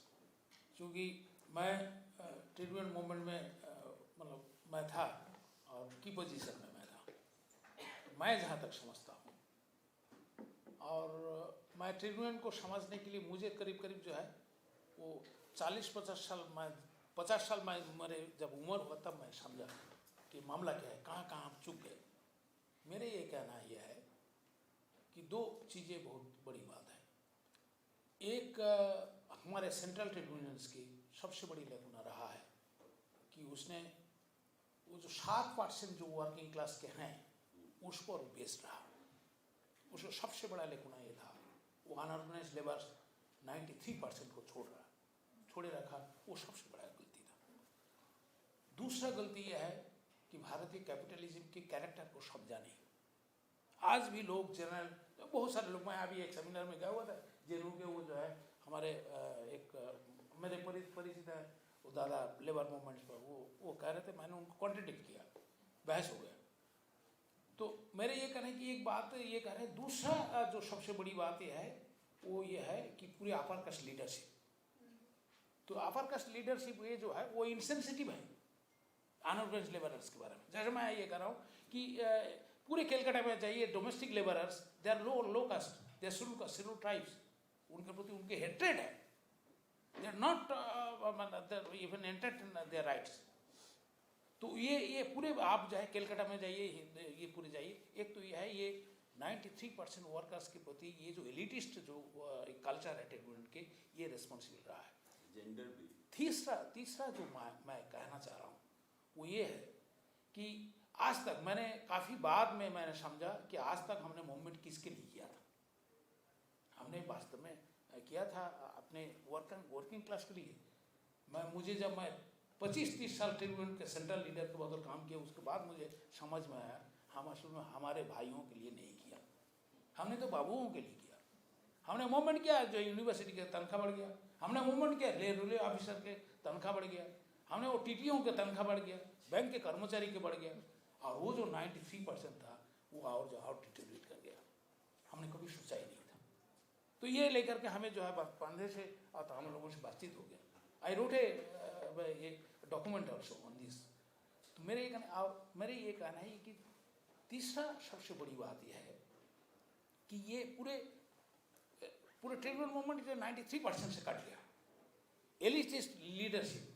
और चौथा ये चीज़ है कि उन्होंने देख नहीं पाया कि ये जो इंसिलराइजेशन हो रहा था, पूरे 93% तो था ही, उसके साथ साथ जो है ये MTNL को जो जब पूरे जो है वो प्राइवेटाइज कर रहा था, उसको बंद कर रहा था, उसके बाद उसकी इंडियन से उसके समझ नहीं पाया, बैंक के जो है प्राइवेटाइजेशन को समझ नहीं पाया, रेल के इंसुलराइजेशन को जो ठेका जा रहा था, ऑर्डिनेंस फैक्ट्री के जो है पूरे बंद करके अंबानी को दिया जा रहा था, ये लोगों ने नहीं समझा। तो ये जो पूरे मामला है, ये पूरे आपको जो है जा करके बहुत गहरे धक्का मिलेगा। मैं एक चीज़ आप लोगों से मैं ये कहना चाहता हूँ कि लेबर लॉ मैं करीब करीब जो है मैंने ऐसे ट्रीटमेंट के बतौर और लॉयर के बतौर मैंने जो ये किया कि मुझे लगता है कि दुनिया के सबसे भारतीय लेबर लॉ सबसे वर्स्ट है। इट इज़ वर्स्ट वन, जैसे प्रोफेसर साहब कह रहे। अब मैं ये क्या कहूँ, मैं ऐसे लोगों को जानता हूँ ये हरियाणा के कम से 50, 100, 200 लोग जिनके हाथ चले गए, कोई जस्टिस नहीं मिला। आप ये बताइए कि जो है आज भी मूवमेंट चल रहा है टी ट्राइब्स के, मैं उन्हें जानता हूँ, दार्जिलिंग और जो है आसाम में, उनके वो पूरे झोपड़ी को तोड़ दिया। और वो जो है 200 साल चला रहे थे। टी ट्राइब्स क्या है, लोगों को जानकारी नहीं है। वो दरअसल झारखंड और बंगाल के जो सिड्डू ट्राइब है, उनको ले जा करके वहीं माइग्रेट किया टी गार्डन में काम करवाने के लिए। वो एक अपने आप ऑटोनोमस एक ट्राइब हो गया। अब उनको वो लैंड में रह रहा था, उनको इवैक्यूएट कर दिया, क्या कर लेंगे। अब ये सरकार आया तो उनको मार पीटे के, विदेशी है ये तो, ये घुसपैठिया है, घुसपैठिया बोल करके उनको तोड़ रहा है। आप रोज देख पाएंगे। और महंता तो कह रहा है कि यहाँ तो रहने नहीं देंगे, वो तो गुंडों के तरफ बिहेव कर रहा है।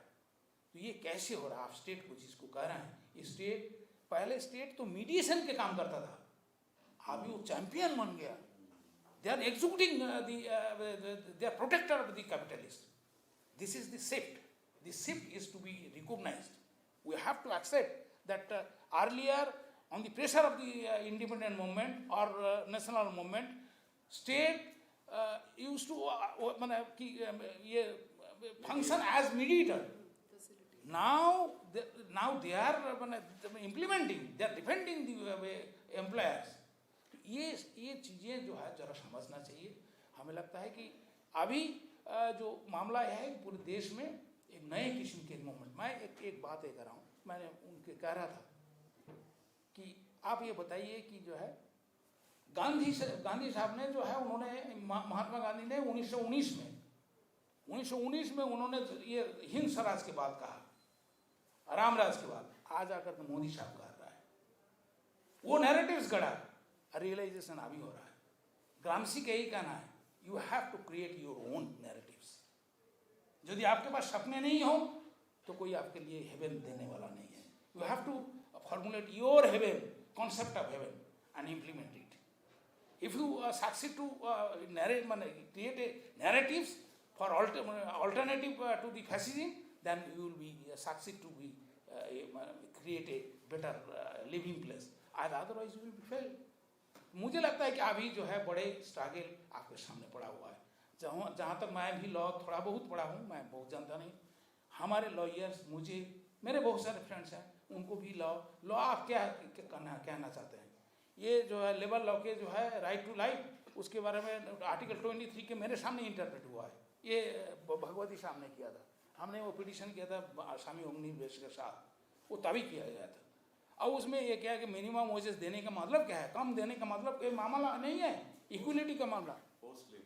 फोर्स भी नहीं है कि आप उनको जो है डिस्ट्रीब्यूशन के लेवल में उनको रखते हैं ताकि आपके पास फिर से आकर के गुलामी करें।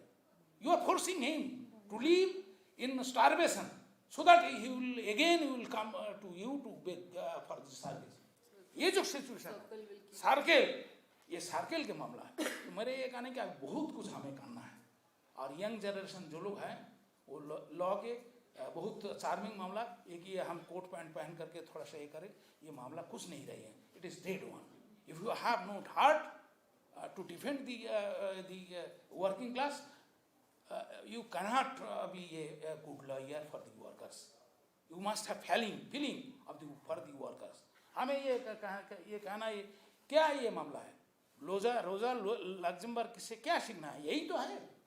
रोजा लग्जमबर्ग के लेनिन से बहुत डिबेट था, लेकिन उनके एक कंट्रीब्यूशन मैं भी मानता हूँ, वो है अनऑर्गेनाइज्ड लेबर्स के ऊपर उनके जोर।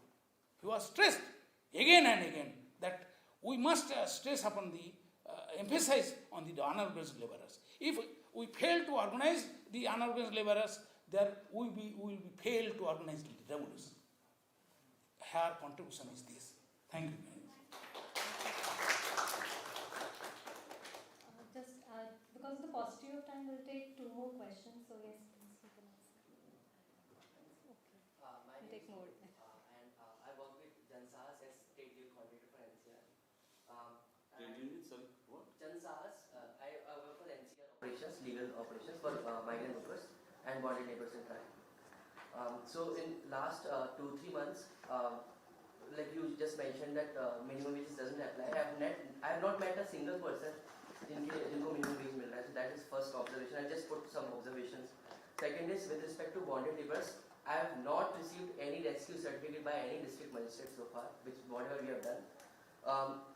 Recently, an unfortunate incident happened in Noida where like 5 workers died, and I talked to one of the person who was admitted to in the hospital, and he was paying his own charges. Like he said कि मेरा पैर cut चुका है और मैंने कैसे भी loan लेके मैंने पैसे अरेंज किया हॉस्पिटल के. Employee Compensation Act, Payment of Wages Act, Minimum Wages Act, and Trafficking Act, and nothing applies in my understanding in the last few months of observation.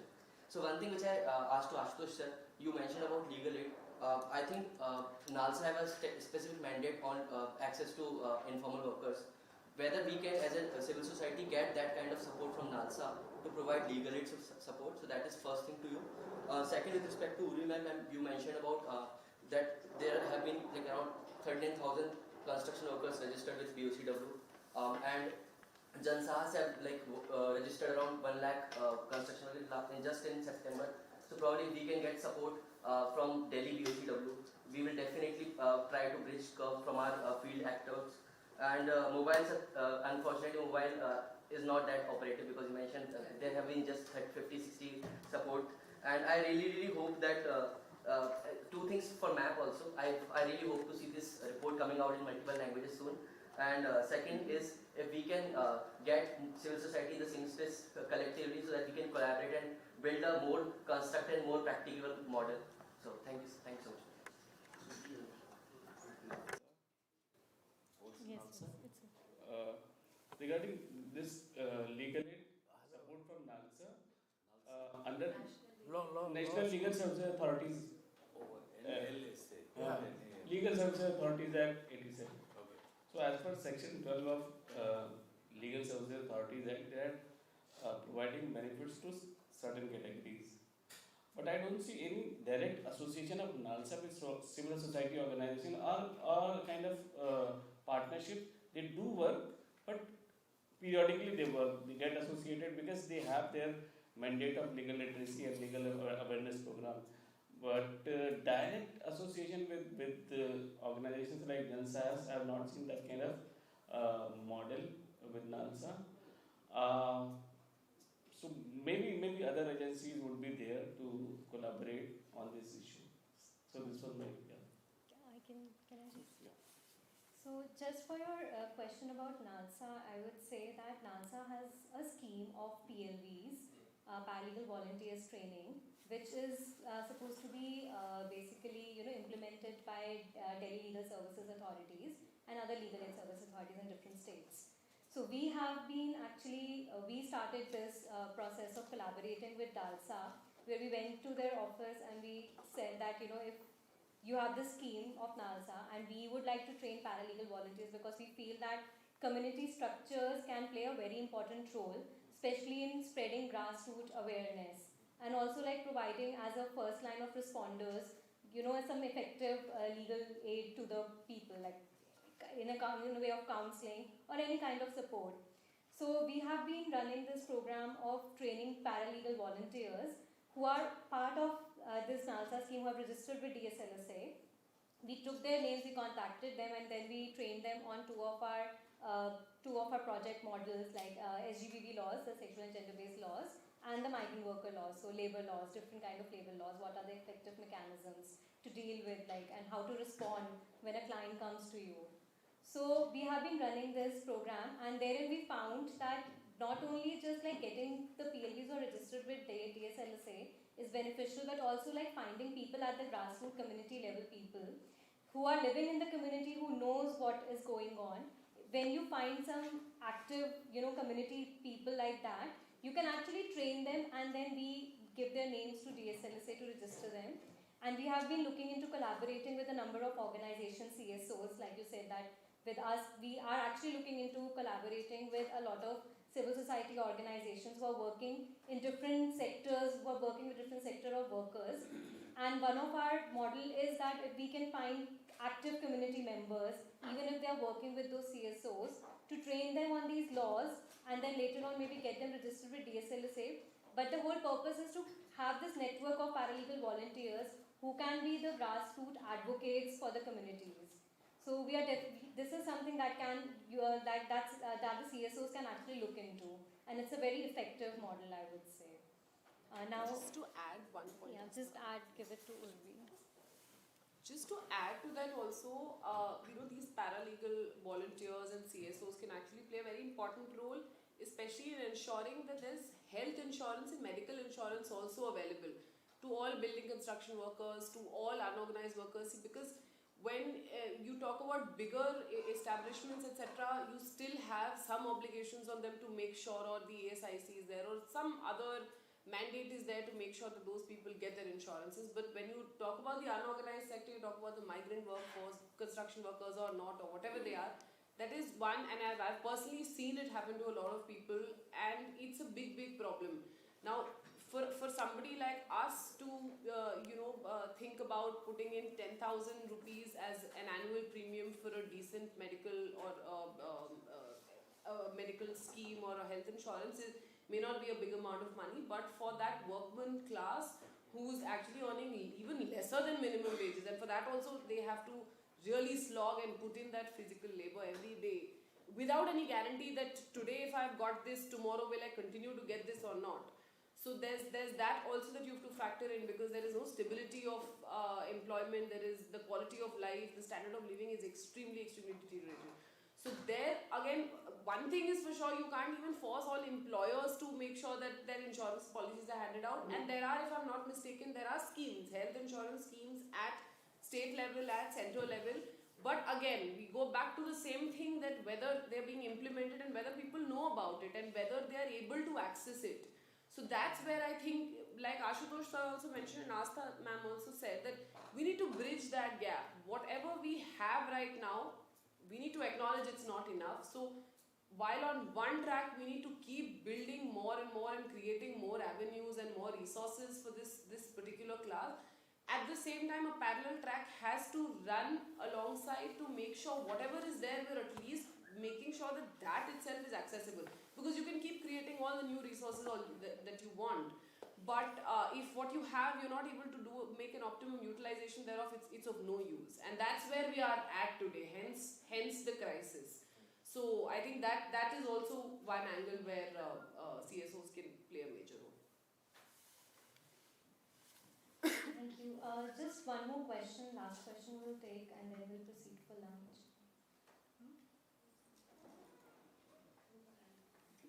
Weren't you asking? You've given up? No. I've been given a partial response by Mr. Yogi, but I'll still ask the question anyway. It was about citizenship rights and undocumented migrants. I know that all of you have touched on it a little bit, but I sort of wanted to ask about if any of you all have personally faced any sort of case that has gone to the courts with undocumented migrants. And I understand that might not be the case. And now that that's not the case, how do we envision sort of protection of rights for undocumented persons going forward, especially for their rights to legal aid, especially if their fundamental rights are being violated, and all of them are, no matter who the person is supposed to have their fundamental rights being protected. How do we sort of maneuver registration or giving them equal sort of these complex sort of administrative procedures that go on in labor laws? How do we expect or envision undocumented migrant workers to have those kind of rights when their citizenship is in question? So, just say, that when the first right on the migrant workers petition was filed, the direct effect of the question the Supreme Court asked, how many migrant workers? And the government said it doesn't have any data about migrant. It not just doesn't have data, it didn't even bother to tell about it. Because obviously data exists. It didn't even bother to put it out. They're saying just that we don't have any, and that is the origin of the e-shram, which is now being there. So there is an idea. When you see, look at this. Again, I would ask you, never answer a question excepting by putting out a question. So I would ask a paradoxical question. How is it that this government, which has Aadhaar card for everybody, and more than the number of people in India, if it has, how is it that it could not, so when you say that the lack of documentation is over-documentation, we are no longer undocumented, we are over-documented society, over-surveyed society. Yet, a very basic thing is giving food. Even uske ghar ke samne agar if they had put food, people wouldn't have moved. Why is it that knowing everything, you have only one kind of action you know? If someone is to be caught, a terrorist is to be caught, or who you want to blame as a terrorist, you can catch them. Or infiltrator, outsider, you can catch them. But when it comes to providing provisions which is there, mandated, it just doesn't do. So the kind of paradox is, we are no longer undocumented. It is over-documented society and over-surveyed society. Yet, those who surveil us and those who document us, they only do it for their purpose. Alright, so what I mean is, now that the government is suddenly finding, it still has this kind of completely obsolete act, the Interstate Migrant Workers Act, which is such an obsolete, which has never been used from the time it was done. It has never been used. So what I mean is that these legal provisions do not exist. But rights of citizens to have a decent life, to have food, which is there in other kind of acts, are easily applicable to everyone. Everyone, that is, whether he's a worker or a migrant worker or a worker in a registered factory or not, these acts, these rights are available to everyone. So we don't need a special form of law to do that for migrant workers. I think we have enough legal provisions, enough documents, enough data for them to have devised a policy for them, to devise an effective policy of food security. So now you see, when did they give food security? When it came closer to the election. So that it can be said 5 kgs, it became an instrument of election. So quickly, that which was always seen as a kind of thing, it became a policy election. So what I mean is, I think truly, I also support this idea, which I think that we need a rejuvenated people's movement, socials, which we saw already in the thing when you talked about citizenship, that CA protest. It's quite clear, it has to do with two types of citizen, the migrant citizen and the so-called infiltrator. He's also facing a crisis. Our internal migrant and the so-called external migrant face the same crisis. A strange identity crisis in an over-identified, over-documented society. That's the paradox, But look at the movement. Those movements force something. Look at the farmers' movement. Whatever it is, limited way, they have forced and shaped something. So people's movement, rejuvenated people's movement, and a trade union which really looks forward to provide a solution. Trade unions have been completely cut out from these codes, totally cut out. None of the things which the trade unions have said have been accepted. I think we must have done the research for it to see how many times the trade union's suggestion, or even coming from parliamentary standing committee suggestions, have been incorporated. It looks like it was written in some 2-3 different offices of the corporates and kind of patched up together. Genuinely. It has in its drafting, it's one of the worst piece of codification. The earliest code which I read, which was, Macaulay's code, first criminal procedure code, the logic had to be absolutely, England didn't have a code, he created a code here. The logic of that code, if you look at it, how he, to organize it, rationalize it, put the elements together, have them, nothing at all has been done. Just the existing thing, they put them together, that's all. And with inserting different, so how do you expect, as you say, seeking the question, answer to a question, I'm saying, don't think of it as under-documented. We are, I think, over-documented. So idea that registration nahi hoga, kitna registration karoge? You should go to see the slums of Delhi, that you know, how many documents they have, chits, including documents of demolition, which actually gives them the right practice. We are there. You see, the ready walo ke paas, several times the only thing they have is how many times the ready has been confiscated. The challans. The challans, है ना? आपको पता होगा, whoever does it. So, do you think we are lacking document? Everything, कागज भरा हुआ है, right? Everyone has created कागज. It's not the lack of document which is created. It's a deliberate act of, blindness. Deliberate blindness. It's so, when you saw that happening there, what a terrible thing it was, people walking there, and all the items, they all have phones, they will reach. And so hundreds of people didn't have phone. The whole group will have one phone, which is the non-smart phone, which is just at least to keep connection. Hundreds and hundreds of people going there. And anyway, it's, if it hasn't changed, we are, I like, Urvi's feeling that it's possible to change mindsets. What more do you need? A bomb to change my mindset? What more do you need? If we deliberately keep our eyes closed, what mindset will change? Sorry.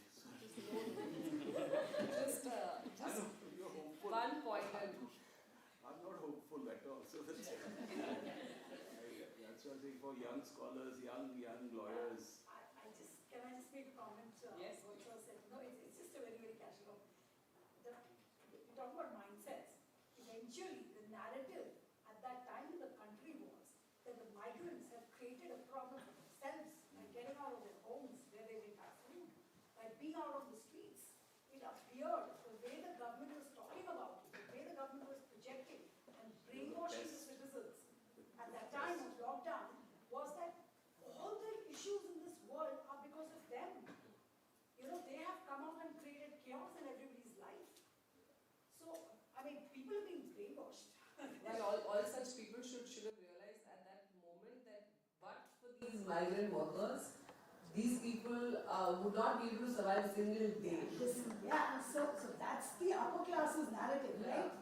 It was a problem for them because suddenly the domestic workers were not there anymore. Absolutely. And you only hear about, how much hard work they had to put in for the next 2 years, cleaning the utensils, God forbid. Did it change the number of hours men worked inside home? Men actually did nothing. Nothing. You have dated someone? No, I'm saying the mindset is a very hopeful set of. Even despite all this, I think my colleagues are hopeful. I think so. Ummeed pe duniya kaayam hai. And we've all. You have seen the labor, the shift in the labor movements happen. I have heard about it. I have read about it. I continue to hear and read more and more about it. And I'm hopeful that if the wheel has turned from here to here, it is only because it is going to go up all the way back or to some new position. I don't know where it will be.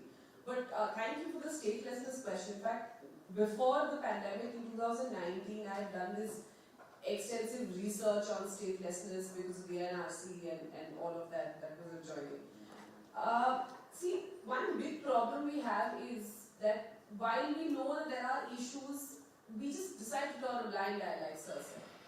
The approach cannot be to turn a blind eye to a problem if we think that's a problem. The approach has to be to acknowledge. That's the first step. They say there are 5 steps to dealing with any issue, any grievance. First step is to acknowledge that this is where you're stuck at. And then to figure out the ways in which you can deal with the crisis or deal with the situation that you're stuck in. So for instance, when you talk about statelessness, I don't think that term is even legally defined across legislations, right? So on one hand we say, oh, this person is stateless, they must have come from Bangladesh or Myanmar, XYZ. It doesn't matter, they're here now. What are you going to do about them? Are you going to treat them like pests? Are you going to look down upon them? And for some such categories of persons, and thousands of them, they have been here for much longer than you and I have been born and we've been on the planet for, right? So by virtue of that, they actually should be getting more of a right to be a part of this country and this territory than you and I do. And we got this because natural theory and because my parents had the citizenship and the nationality.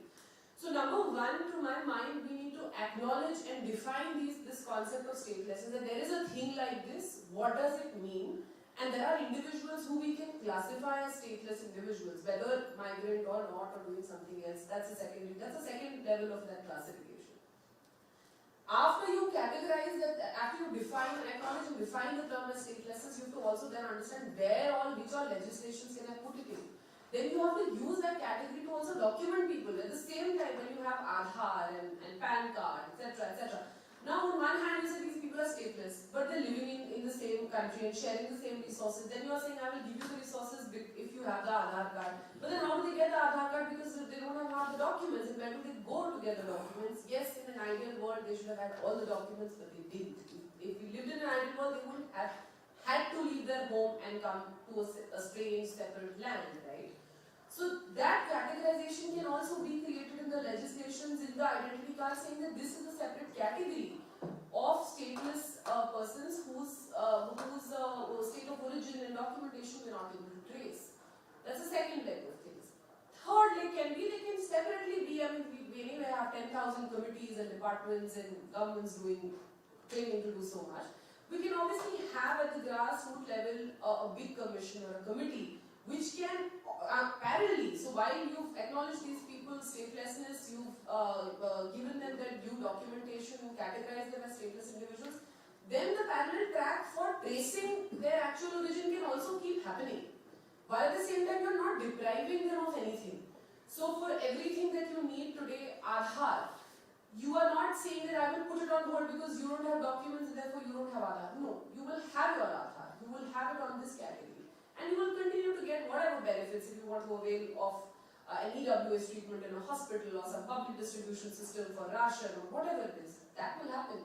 And parallelly, you can run this track where you make efforts. The committee, the commission can have resources who can make efforts to trace the origin, trace the documentation of those individuals. And even after the end, it doesn't happen that after a certain number of years that the legislature can also decide. After a certain number of years, you need to just deem them to be a part of your country, to just be your citizens. That's the best bet you can do. Because after 10, 20, 30 years, if you say that I've tried to trace back and there's nothing else, so I'm going to throw them out. In 30 years, they've had families, they've had jobs, they've actually contributed, possibly, hopefully even contributed to your economy and your social fabric. So then you can't even be in a position where you can throw them off like that. So I think statelessness to begin with is a problem we need to acknowledge and we need to start documenting it. See, running away from a problem is not a solution. Like when people say there's liquor abuse and it's available to a certain class of people and a lot of, and that's been the manifesto of a lot of parties as recently as in Bihar, that to protect a particular class of persons, class of homemakers and housewives who used to face a lot of abuse at the hands of their husbands. So the decision was to completely ban alcohol. To my mind, that's not a solution. You shouldn't simply be banning something. You should regulate it. You should acknowledge it, there's a problem, come up with solutions and regulate it, hold it under a tight scanner. But don't completely ban it because let's face it, that never works. That really never works, whether you look at alcohol ban or you look at statelessness or anything else. The problem has to be faced and it has to be resolved. मैं दो शब्द कहना चाह रहा हूँ क्योंकि आप लोग जो लोग यंग लोग हैं उनको एक केस स्टडी करना चाहिए. मैं गया हुआ था एक फैक्ट फाइंडिंग टीम में मुर्गा के फायर इंसिडेंट हुआ आप लोगों को याद होगा अभी तो वहाँ जो हमने पाया करीब वर्कर्स के ज़्यादातर लोगों का हमने जो कोई बार जाकर उनको स्टेटमेंट नोट किया करीब 150 के करीब लोग थे. लेकिन आप जानते हैं जो डेथ लोगों के जो काउंटिंग हुआ उसमें 29 किया 29 लोगों को किया और 25 लोग जो है वहाँ से किसी तरह से बाहर आए और बाकी लोगों की कोई जरूरत नहीं है. बाकी लोगों के ना उद्योग के पास है ना स्टेट के पास है ना किसी के पास है. ये है मामला. तो हमारा मेरे ये कहना ये है कि ये स्टेटलेस का मामला नहीं है. ये डेलिबरेटली उन्हें स्टेटलेस मामला रखना चाहते हैं. State as well as honour.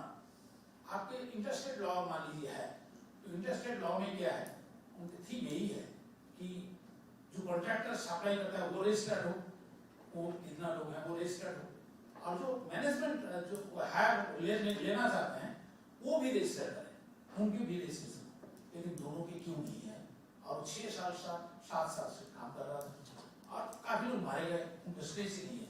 Body इतना बड़ा बॉडी, ह्यूमन बॉडी वो इतना बढ़ गया, इतना बढ़ गया।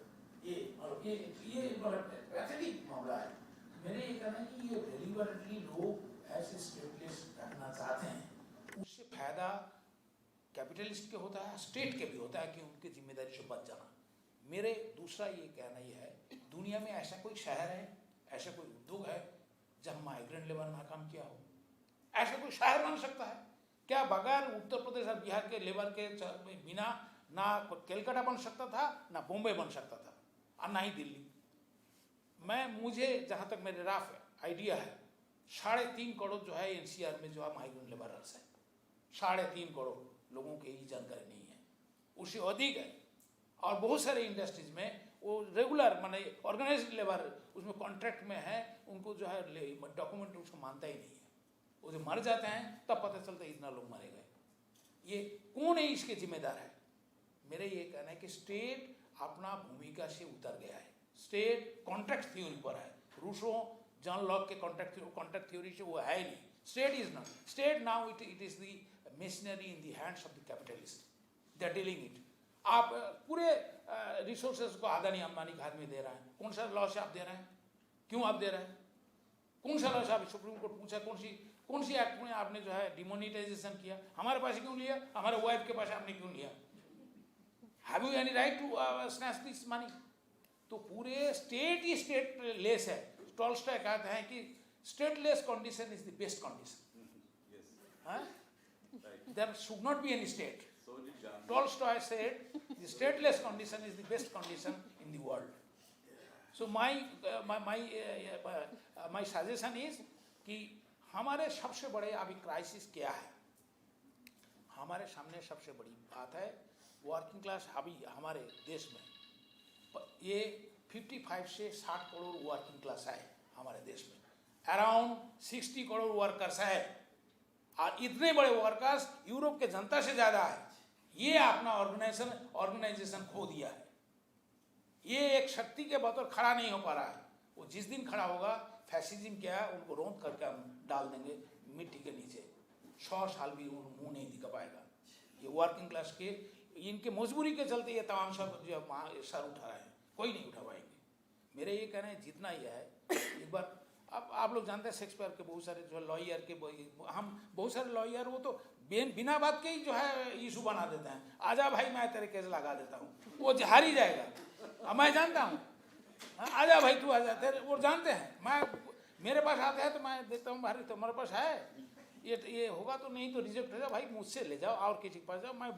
मैं ऐसे ही रहना पसंद करूँगा, तुमसे ठोकूंगा नहीं। मेरे ये कहना है कि हमारे देश में लॉयर्स ठग बन गए हैं। ट्रेड यूनियनिस्ट एक जो है दुकान बन गया, ब्यूरोक्रेटाइजेशन हो गया है। ट्रेड यूनियन का ब्यूरोक्रेटाइजेशन हो गया है।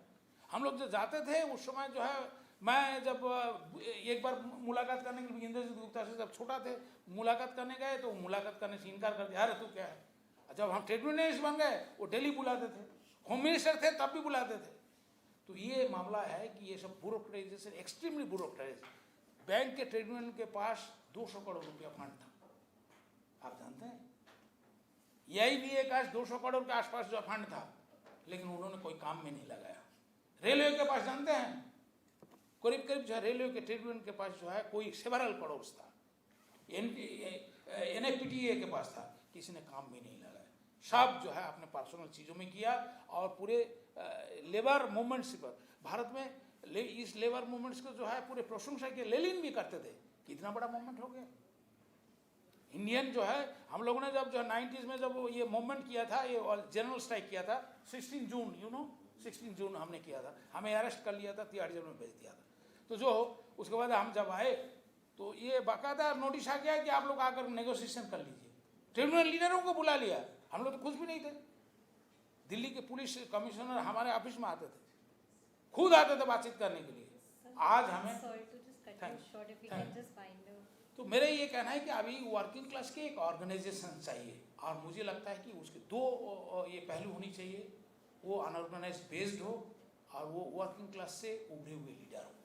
धन्यवाद। Thank you so much.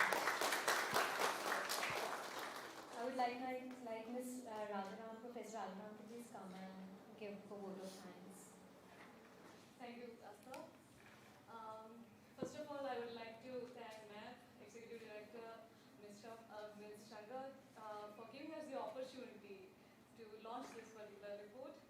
This is very important for us because during this transition time, even I have been teaching labor law for past 6 years. This transition time, as well as even before that, and what exactly is the future, it's very difficult for us to say. And as Professor Mohapatra mentioned, that the economic formation at a very difficult situation is here, and it may have been arrived late. So the students here, they should know what exactly is the codified law. Only after that they will be able to critically analyze it through the alternative perspectives. And for this particular report is going to be part and parcel of our course manual in Jindal Global Law School for course subject labor law. Thank you so much. The fantastic list of panelists who are here gave us the opportunity to again realize that law will not be, or law should not stand in isolation, and it should stand together and along with various interdisciplinary subjects like economics, history, sociology, political science, and then only then they will be able to understand what exactly is the ground reality. And based on that, we will be able to formulate laws which will be effective enough for the marginalized sections of our community. And for that, this entire panel, because there was a thread through which all the arguments had been based. It was politically, even from legal perspective, even from the practical perspective, Yogi sir's points on trade unions, how you understand the operations of trade unions and why that particular collective is very important in the process of legalization. And also, there had been one interesting and very important thing which had been mentioned in this entire discussion. That's with respect to crystallization of law. The codification has ensured that there is crystallization of certain law which can also impact the marginalized sections of our community. You just have to go back and check the code.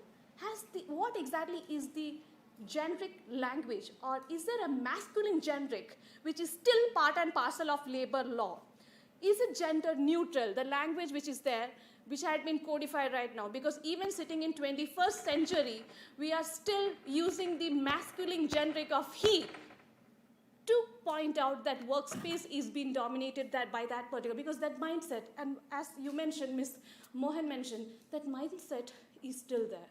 So there are many laws to protect women, but if the mindset is still the same, and it is being made as part and parcel of the codes, which is the latest reforms in the case of labor law, that means there is still changes that need to be done. So this entire panel makes us to see that labor law should be interdisciplinary, and as Kimberly Crenshaw reminds us, it should be intersectional also in perspective. Only then we will be able to bring in the labor law that is effective in force.